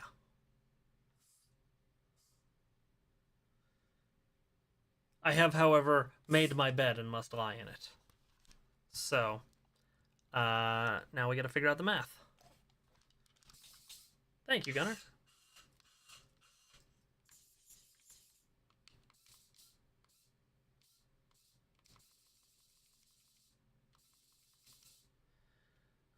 Roll plus pitch for one and roll minus pitch for the other.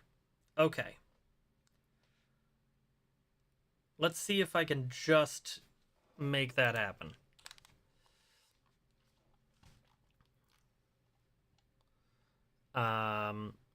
So let's go ahead and go in here. This one, we'll call this neck roll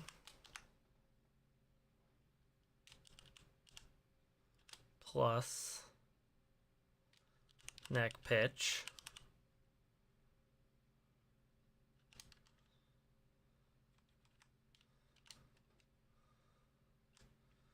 Annoyingly, I think I then need to do... Chula Vista's okay. Do I need to do a divide by 2 to get it to be a value between... okay. So yeah, I need another parenthetical. Divide by 2. Okay.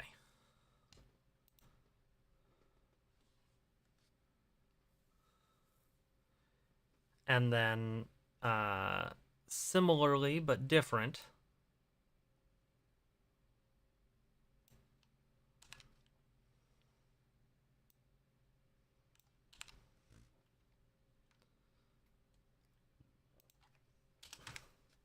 minus, and I don't think I want the division on this one. I think I want a different thing.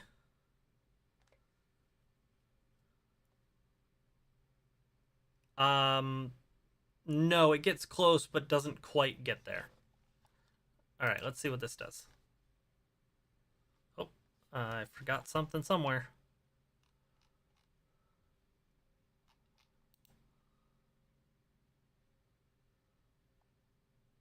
Oh, forgot an operator here.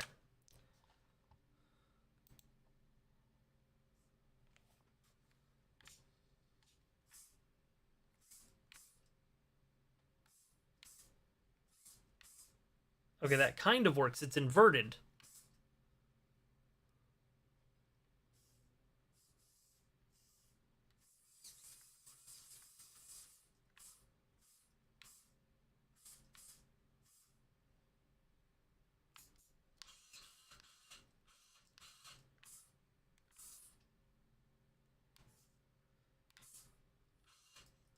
I do live near San Diego. Okay. Coronado's nice. I don't get out there very often. So that is...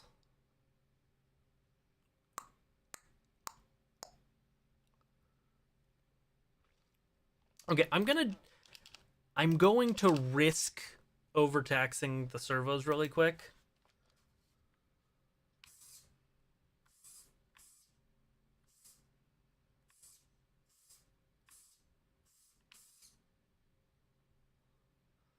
Yeah, that ain't gonna happen.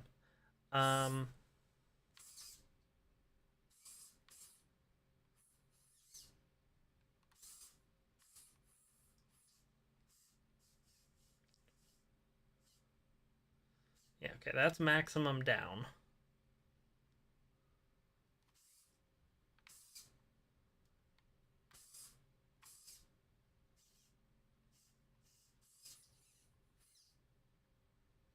It's not always... Yeah, that's interesting. If I engage that input too quickly, then one of the servos goes out of range.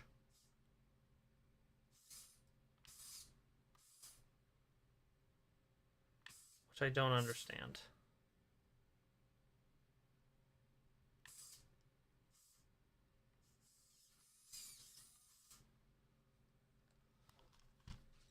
So that's something I need to clamp.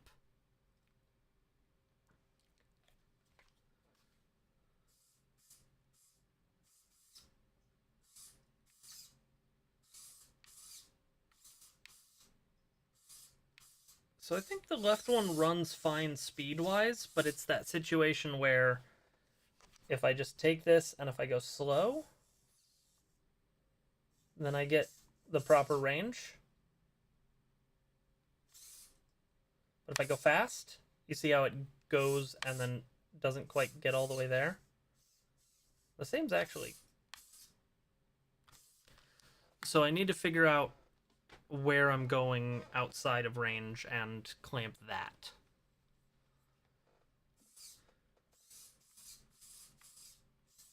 And it's going to be as part of this set servo pulse value.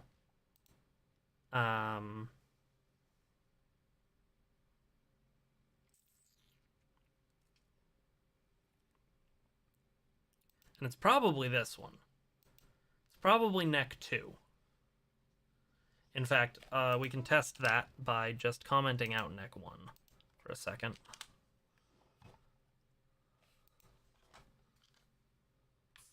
Yeah. Okay, neck 2 is going outside of its range. Because I've given it a value that's probably too high as its maximum. So I need to figure out how to fix that to start.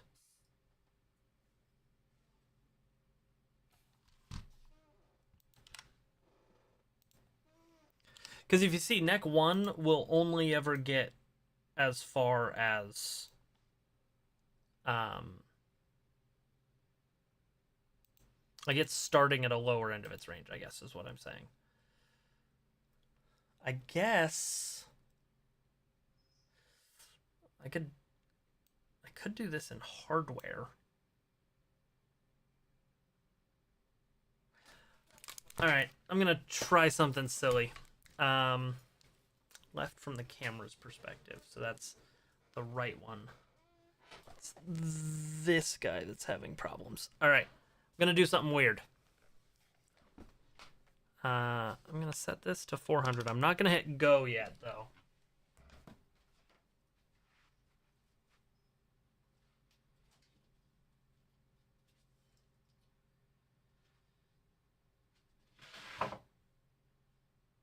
And there. This guy.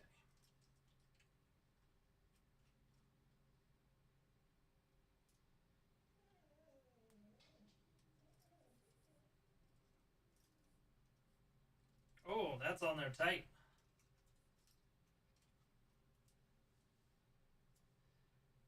I'm gonna disengage the horn and have that be 0.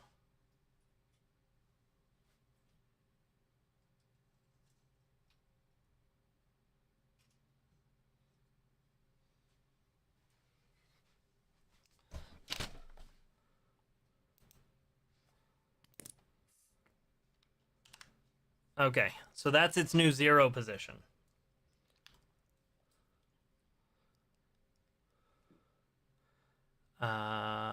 What's going on YouTube?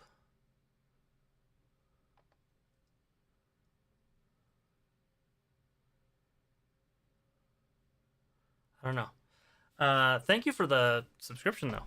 Welcome to the think tank. Okay. Now I'm gonna put the horn back on with this new 0 position.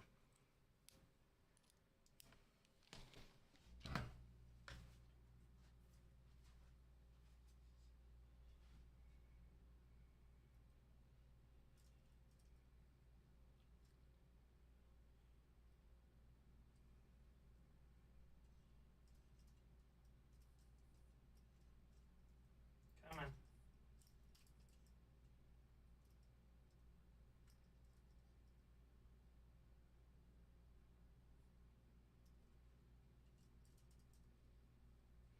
Okay, gonna have to tweak the 0 position slightly, but I should be able to get it a lot closer than it was.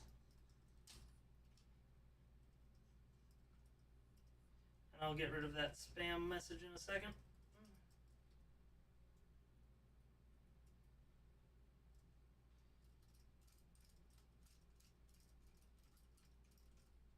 Okay.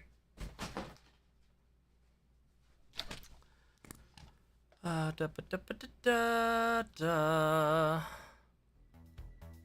88 months. Meow, meow, meow, meow, meow, meow. Thank you very much for the resub. Okay, real quick. You need to get got. Okay. And then similarly, oh my goodness.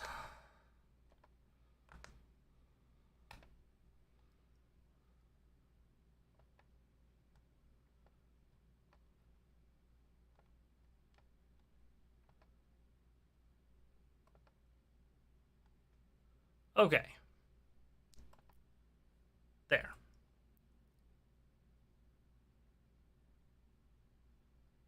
Cool. I think that's everybody. Yeah. All right. Now I need to tweak that default number just a smidge. I think I'll put it to that. No, should have been the other way. Okay. All right, so now those are similar.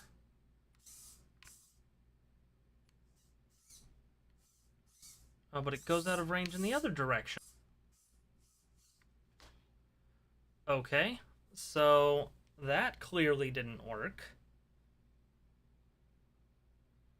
Maybe I need to give them a more middling, give them both a more middling starting position and then rely on that to keep it happy. Hardware and software working together. We'll call this 750 and that 700 for now. Actually, we'll set them both to 750. Okay. I am going to hit play, and then I am going to cancel them. And now I'm going to tweak them again.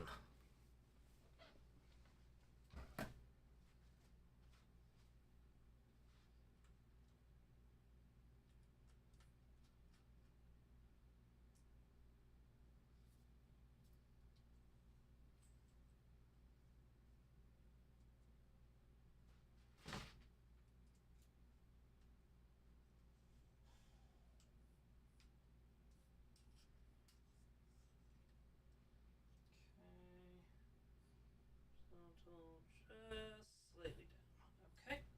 One. Get in there.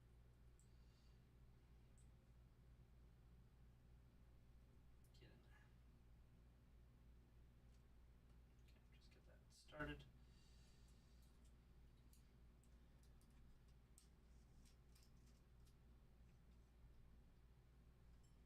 Forgot I have a nice little parts tray here in the form of the 10-pound weight I'm using to counterbalance the tripod so it doesn't wobble even more than it already does.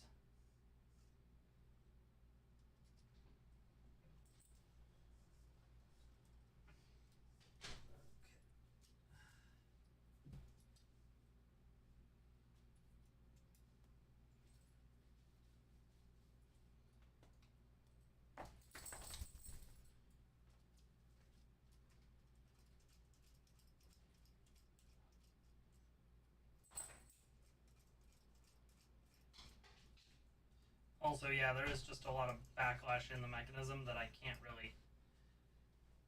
I don't know how well it's coming through when I talk over there. There's a lot of backlash in the mechanism that I can't really do anything with. That being said,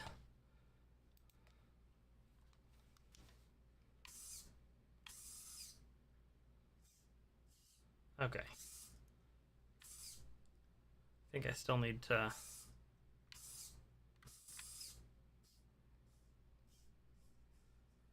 change the positioning a smidge.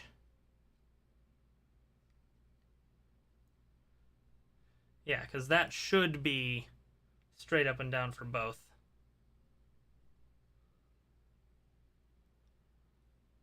One YouTube, 7 on Twitch. That is correct. So yeah, this needs to get tweaked, and I need to get rid of the. Well, I'll keep the printing for now. Let's try setting that to 700 and see if that gets me.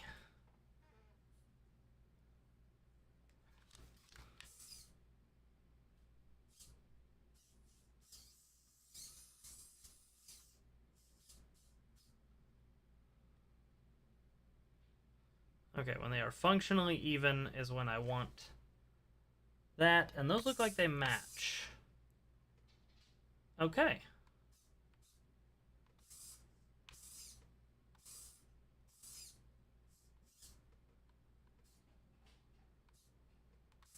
Okay, cool.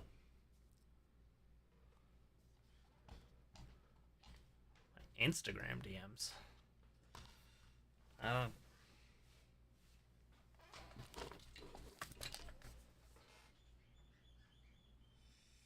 don't remember the last time I logged into Instagram.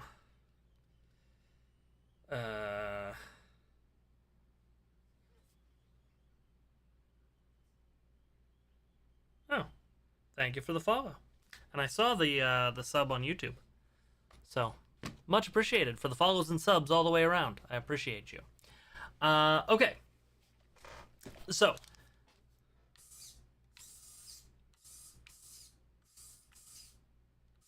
yeah, now we just need to get the positive and negatives correct.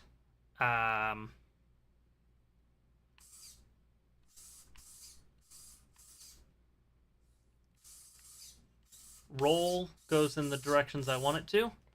So I just need to invert the other ones. I mean, it's not just as simple as setting it to to negative 1,000, is it? That seems like it would be bad. But let's find out.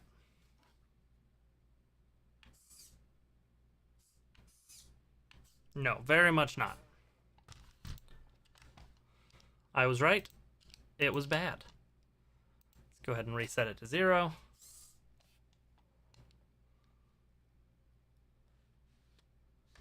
Surely I will also be appreciated at 7:15 tomorrow. All right.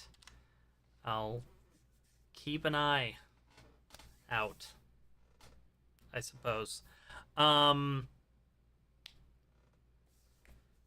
Okay. How do I make this go the direction I want it to?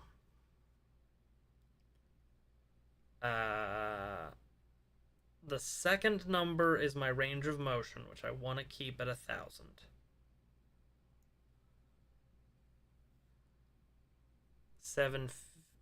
Okay, but right now, what I get is 1750 as my starting location. And I need to keep that while inverting my output. Right?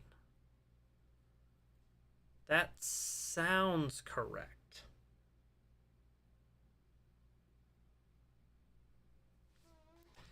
I mean, there's no way it's going to know how to handle numbers like this.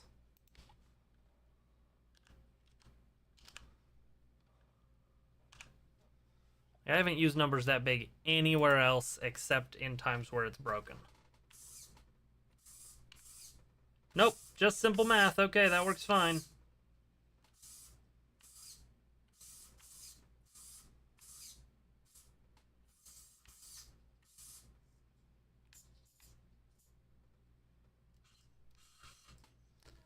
Cool.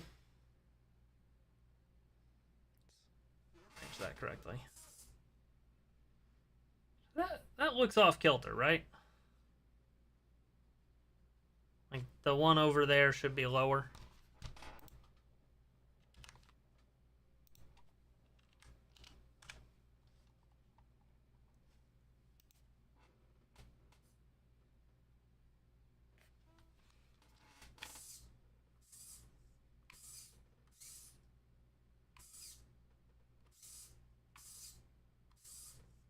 I mean, that's a little better.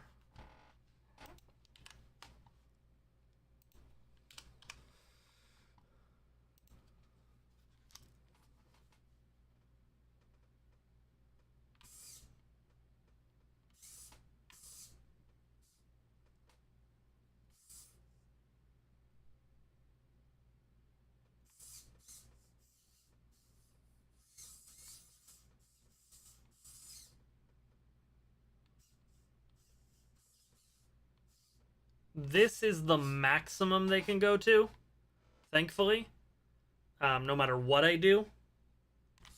And they rotate back out in the directions they should be going. I actually would like them to be able to go higher.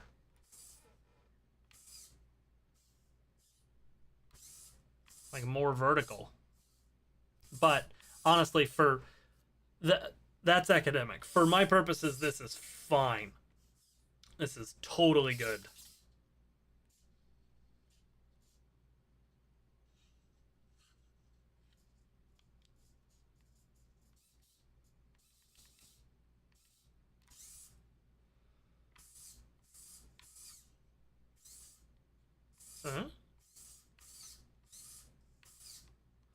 That is imparting twist on the whole mechanism, isn't it?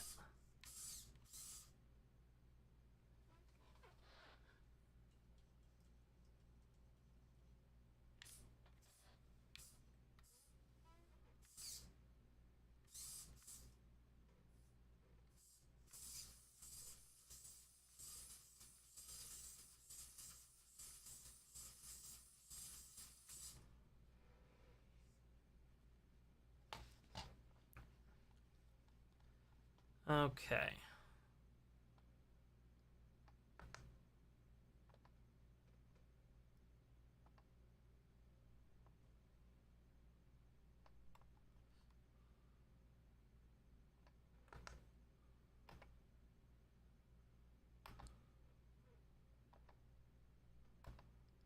Yeah, Zishan, death threats are a pretty good way to get yourself banned.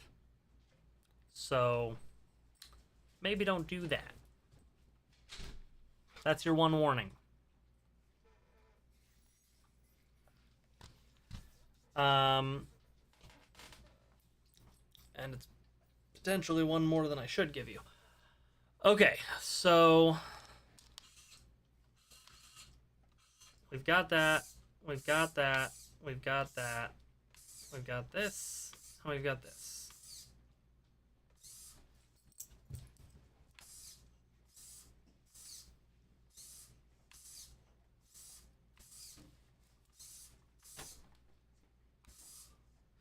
Okay, now we need to take all of that work that we've done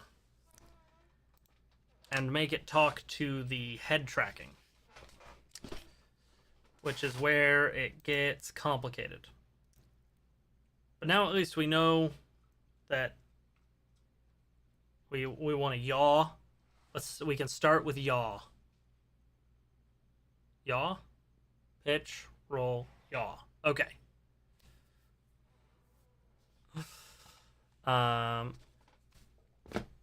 Okay.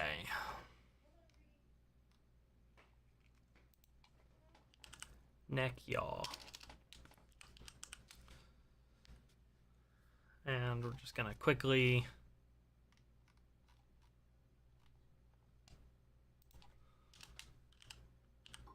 do that.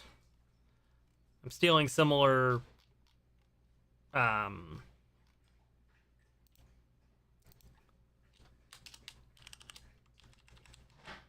nomenclature to earlier. You're silly, Ecom. Okay.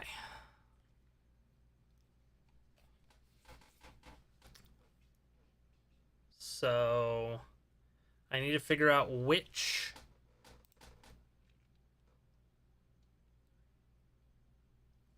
set of points I need.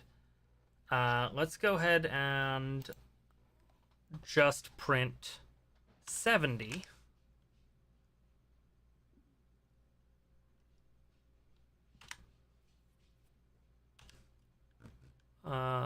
Two. And see what that prints as. Nope, doesn't like that. What did I do? Does that not exist?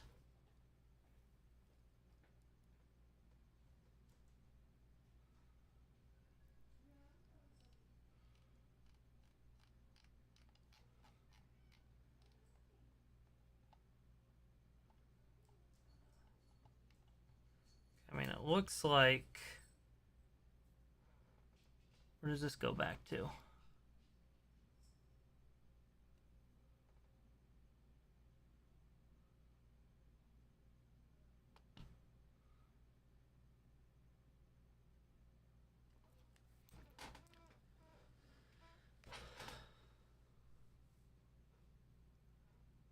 Yeah, the human head uses a different coordinate system. Good call, Starnerf. Okay. Okay, it looks like it starts here.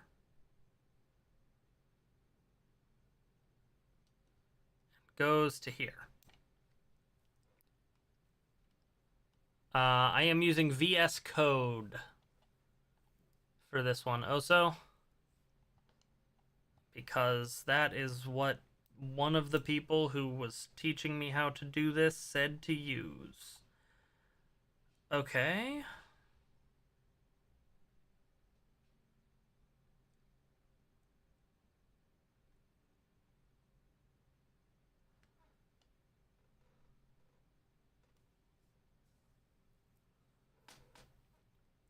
Yeah, I'm just wondering if 70 doesn't exist.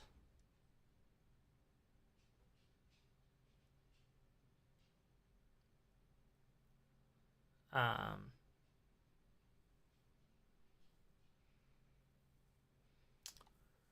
da, da, da, da, da, da.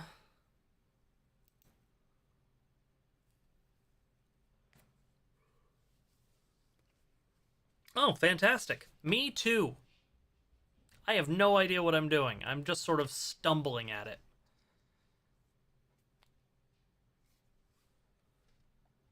So, for this, we were pulling the difference between 67 and 69.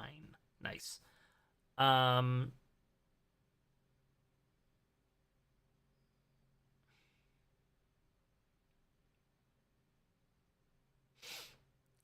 and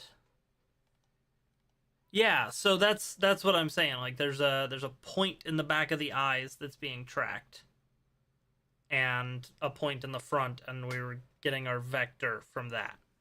So see ya, Oso. So now I need to figure out which like A, how does 68 play into this?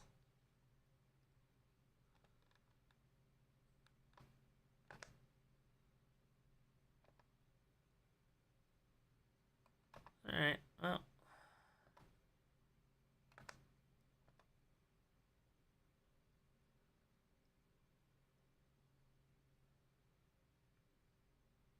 uh, where is it? There you are. Okay. That was fun. Um, you think head direction is available in different part of the packet without using the tracked points? I'm fully willing to to operate under that assumption. Um, the visualizer, I don't think gives a good awkwardly visualization for head location. At least not this version. And I don't know how to turn on the visualizer with the 3D points. So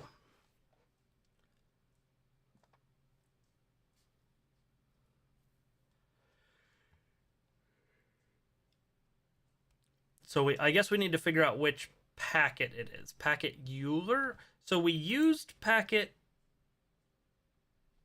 Euler. We used Euler packet, or we printed Euler packets at some point in the past.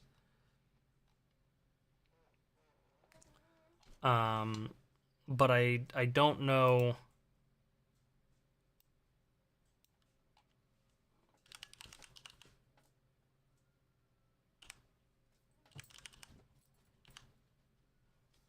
Like I'm gonna print the all of it.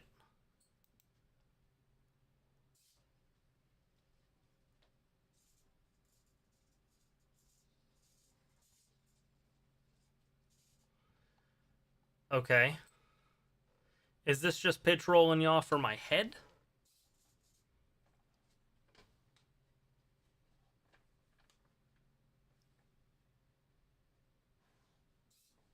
I don't know what numbers are changing.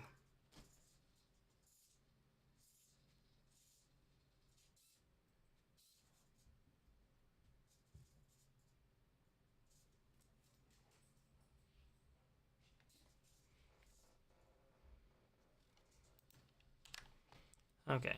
And then once again, let's just run this really quick to reset everything. Okay. I should clip those outputs, but I don't know how.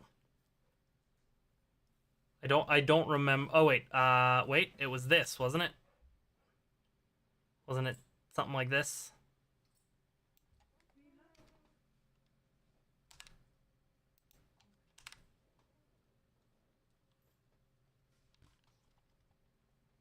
Okay, so print that format.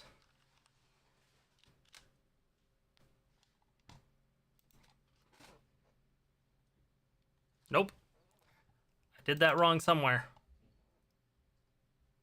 That clips one number. I have 3. Okay. how do I make it clip 3? Just repeat it 3 times for 0, 1, and 2. Okay. Like so.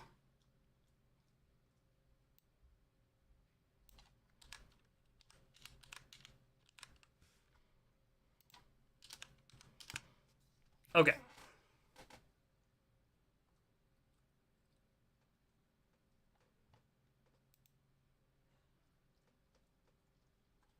Well, it didn't like what I tried to do there.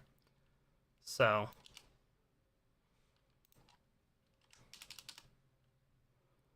Comma. I'm gonna try and... Hello, Atom Creeper. Oh, did I have it outside the parens? Whoops.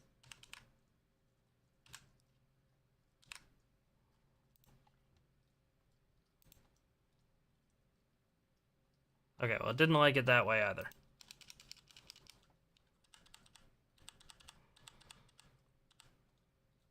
Yeah, I had it outside the parens.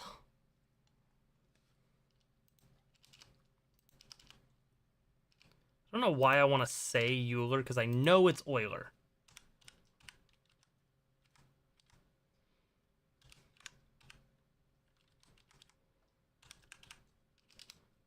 I just get distracted and I'm like, let me read this normally.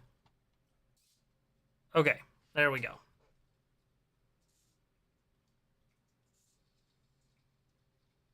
I need y'all to tell me what numbers are changing, though.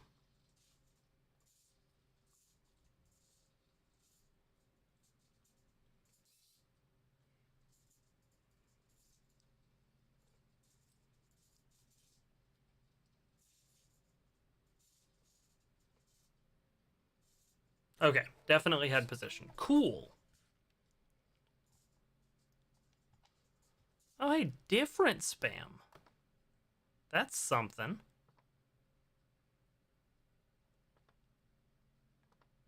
Come here.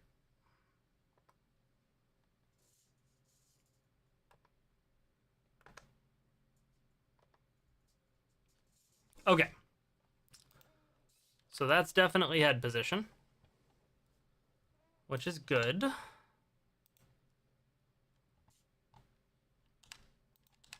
right, we're going to comment out the printing now that I'm happy with the results on that. So now, this is where we need to figure out our ranges and then do math on them. And I don't think we have...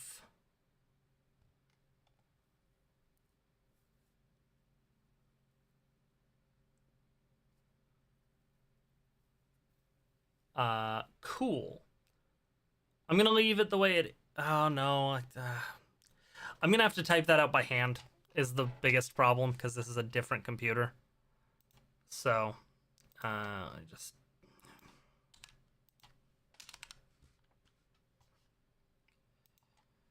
Okay. Okay.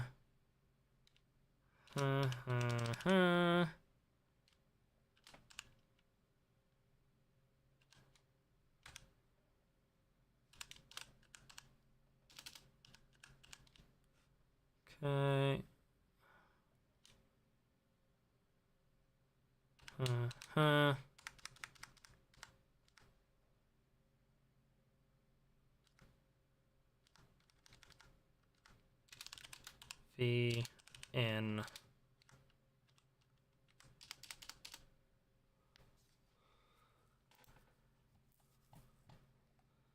right.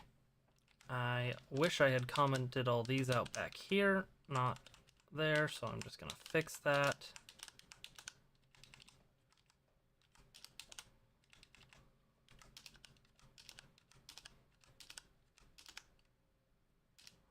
Stop. What? Okay, and then yeah, I'm missing a close paren. Okay. I just didn't do that. Okay.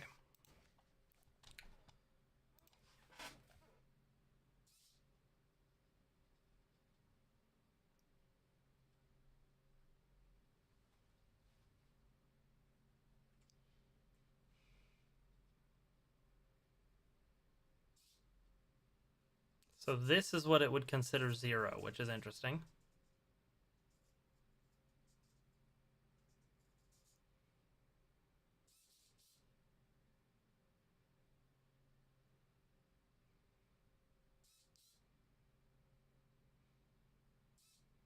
Okay, so I don't seem to be getting above, even with a full turn this way. I'm not getting above 70. And I'm just gonna turn. Okay, so if I were to set the max on either side at 90, I'd be safe.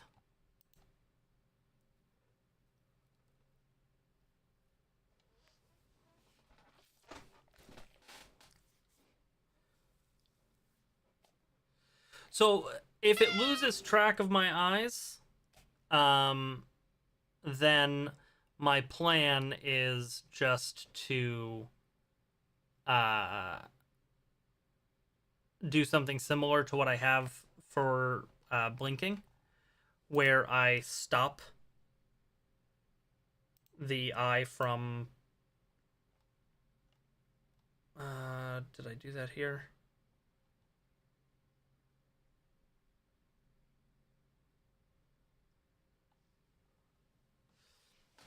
Yeah, we'll get to pitch in a second, because pitch is going to be that... Pitch and roll are going to be those more complicated numbers, especially with it being coordinates instead of 0 to, like, -1 to +1. So we're going to figure out roll first. But, not roll, yaw. We're going to figure out yaw first. And, I think I have it in here. I might not. But there was a situation where I would blink, and this might have been with the controller, and it would snap the eye back to its center position, which I didn't like. So I put in something that stops the movement of the eye when it's blinking. And that must have been in here.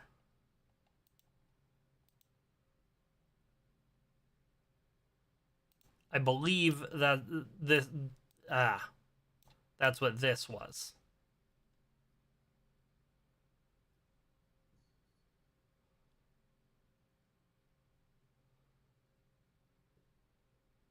If the blink value is greater than 0.7, I was freezing it. And so I'll put a similar thing in for head turns once I have ranges figured out.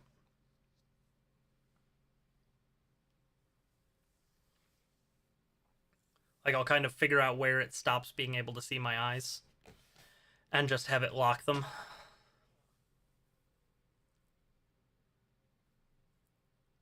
Okay.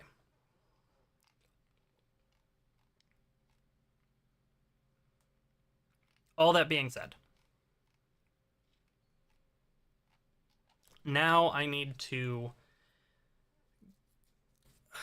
Ideally, and I'm sure there's a function that does this, but I need it to take a number between -90 and +90 and turn that into a number between -1 and +1. I suppose, in theory, I could just... I could either divide by 90, or even, theoretically, just move the decimal place and divide by 100.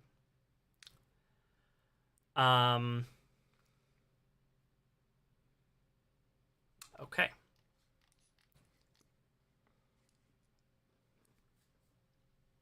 Yeah, just divide by 90. It's that as soon as, I started talking about it, I realized, and especially when you said that, I'm like, oh wait, I'm dumb. Okay, so where am I adding to?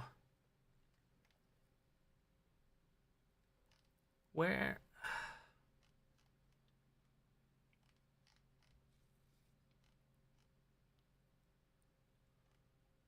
Fun fact, I've used rubber duck troubleshooting at work a ton. Um, Specifically, me and a couple of coworkers called ourselves rubber ducks for each other. I'm trying to figure out where I'm adding to the IX and IY queues.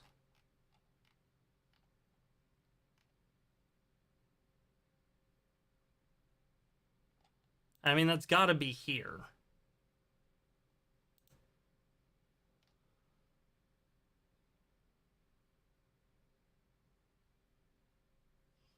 Okay. Okay.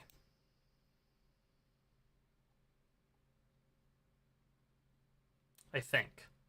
This all seems correct. So, this is going to be my neck yaw smooth angle. Now I need to actually have a thing where I'm appending to the neck yaw cue. Like, I need this.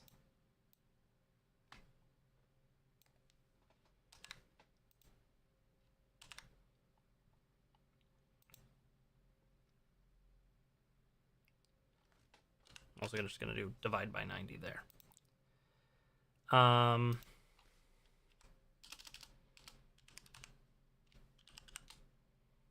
Neck yaw cue. Append. And this is where I'm going to grab Euler 1.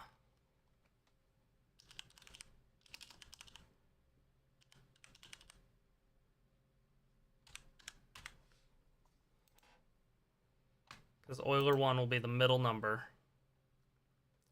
Okay, I'm not going to send that to any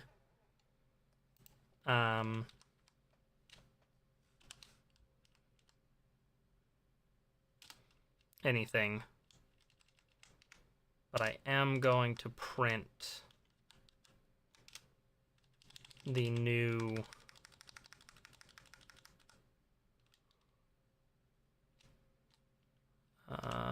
format neck yaw smooth angle. Okay. Get rid of my extra paren. Okay. So in theory now,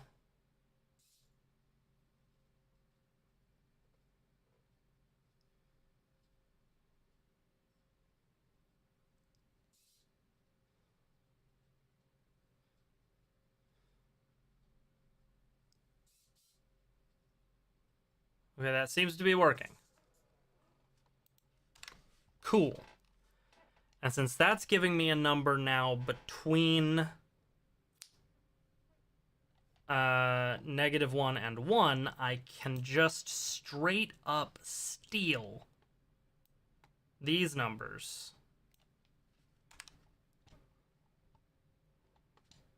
and just change the this to this. I believe.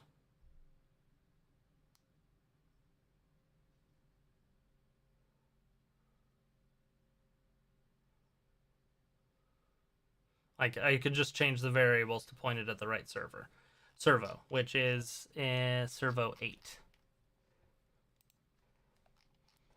Okay, so we're gonna come up here and identify neck yaw 8. Okay. And then down here,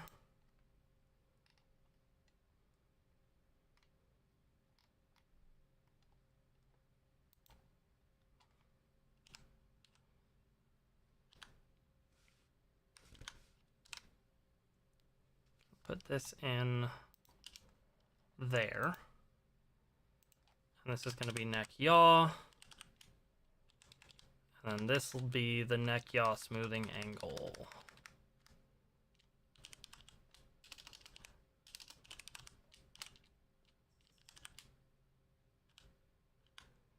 Okay.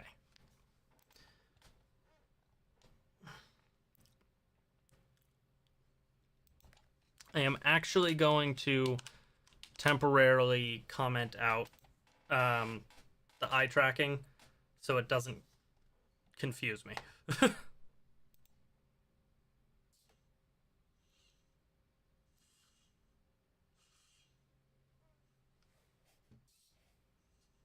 Blinking still works.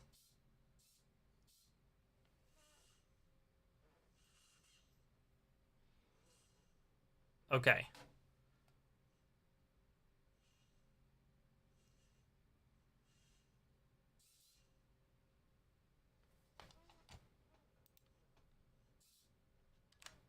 Cool. I'm going to restart the tracker, though.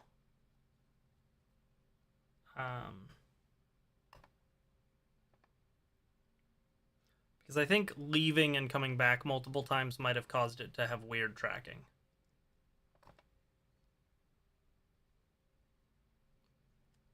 Okay, camera 0.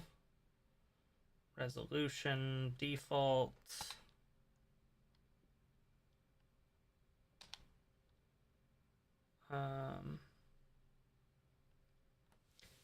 And 60 FPS. Okay, so I've restarted the tracker.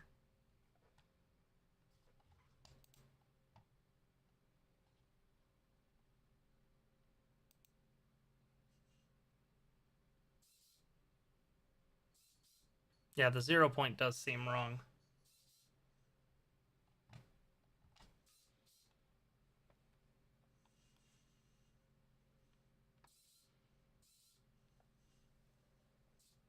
It also feels like I could do to exaggerate the movements a little bit more.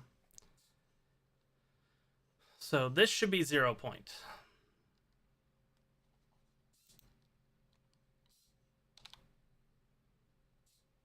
So I need to figure out how far off from that I am.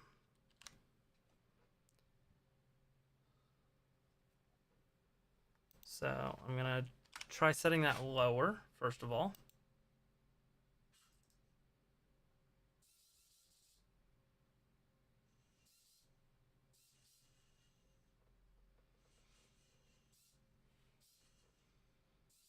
Okay, it's also not as responsive as it could be, and I think that's because I am averaging too far. Okay, so we'll set that there. I think just changing that will make the range more exaggerated. And what was the other thing I wanted to change? There was something else, wasn't there?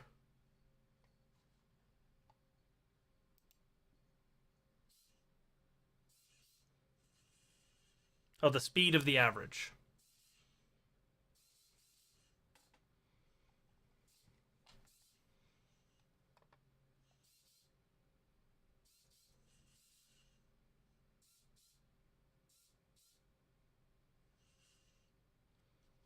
Okay.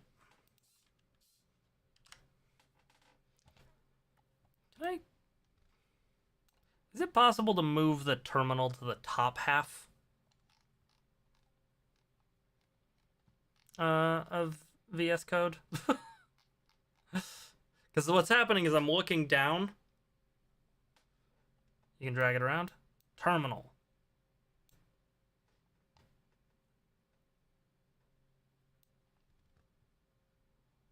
I can put it over here. I can put it over here. Hey, the SWK. But I can't put it exactly where I want it. That's fine. I can expand it out. That's That's enough for me to be able to see that I'm clicking on it up here, so that's fine. Lurking and working, love it.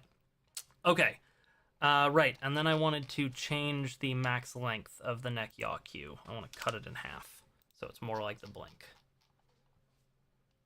And I don't think I need to print for right now. Open C face is what we're using. Top.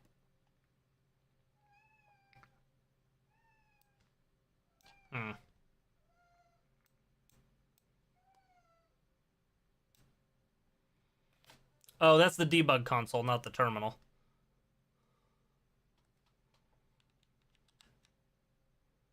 That's... No, terminal's here.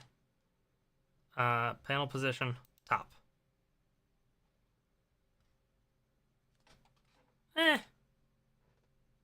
You know, I think I actually liked it on the right-hand side.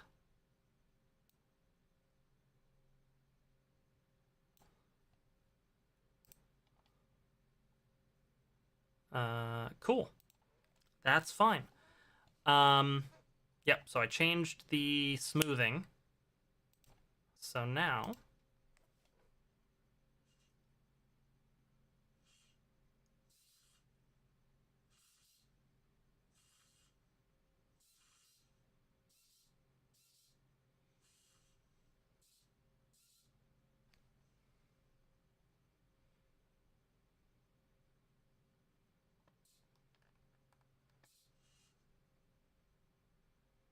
It's kind of cool.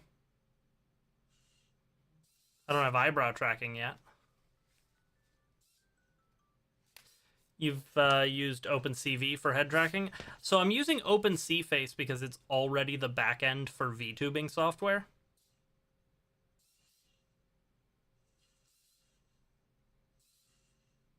Okay. Honestly, I think, given that it's 9 o'clock, boy, how the time flies, that's probably a good place to call it for tonight. Let me go ahead and, really quick, I am going to turn the eye tracking back on. SWK, thank you for the follow, and I agree. Let me get you a preview, though, of what the end goal is.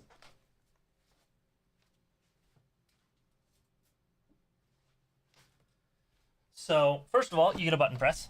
Welcome to the think tank. And second of all, a few years back now, when I lived in an apartment, and I'm still not sure how I managed to do this mostly in secret, made and then spent a week streaming as a puppet. Who, by the way, the visualizer does not see as a face. All this puppet could do with servo control was mouth flap, and I had him just hooked into a Halloween decoration board that I plugged my microphone into, and he flapped. And I could turn him left and right with a little secondary servo. And that was it. And I've been chasing that high ever since.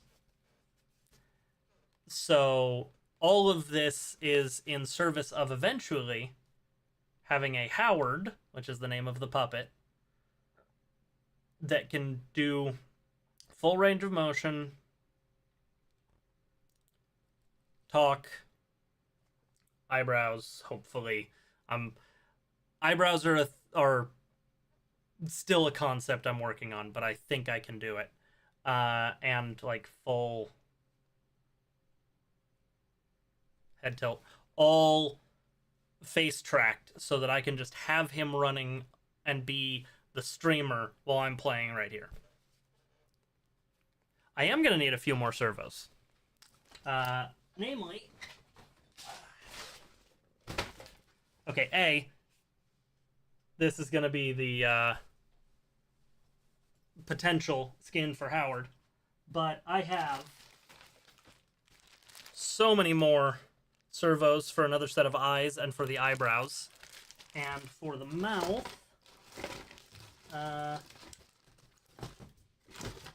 Well, I don't know where it is, but I have one more of these big servos to power the mouth.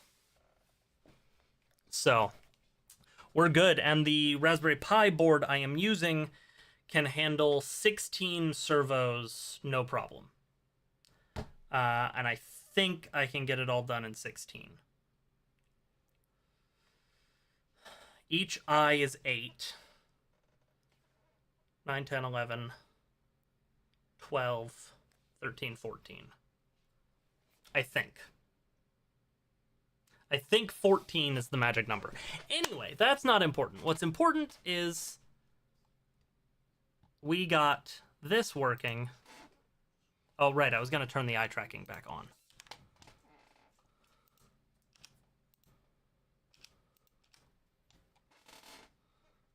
We got this working, so now it does this.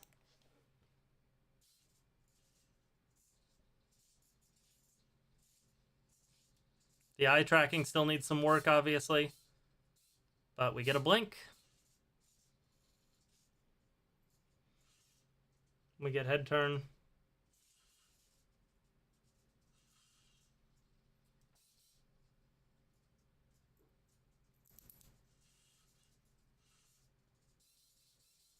So, pretty good. And we will work on yaw and roll. Nope. Yaw we have. We'll work on pitch and roll next time, which we have working with the controller. So it's just a matter of figuring out how we're going to do the math to be able to make the head do this.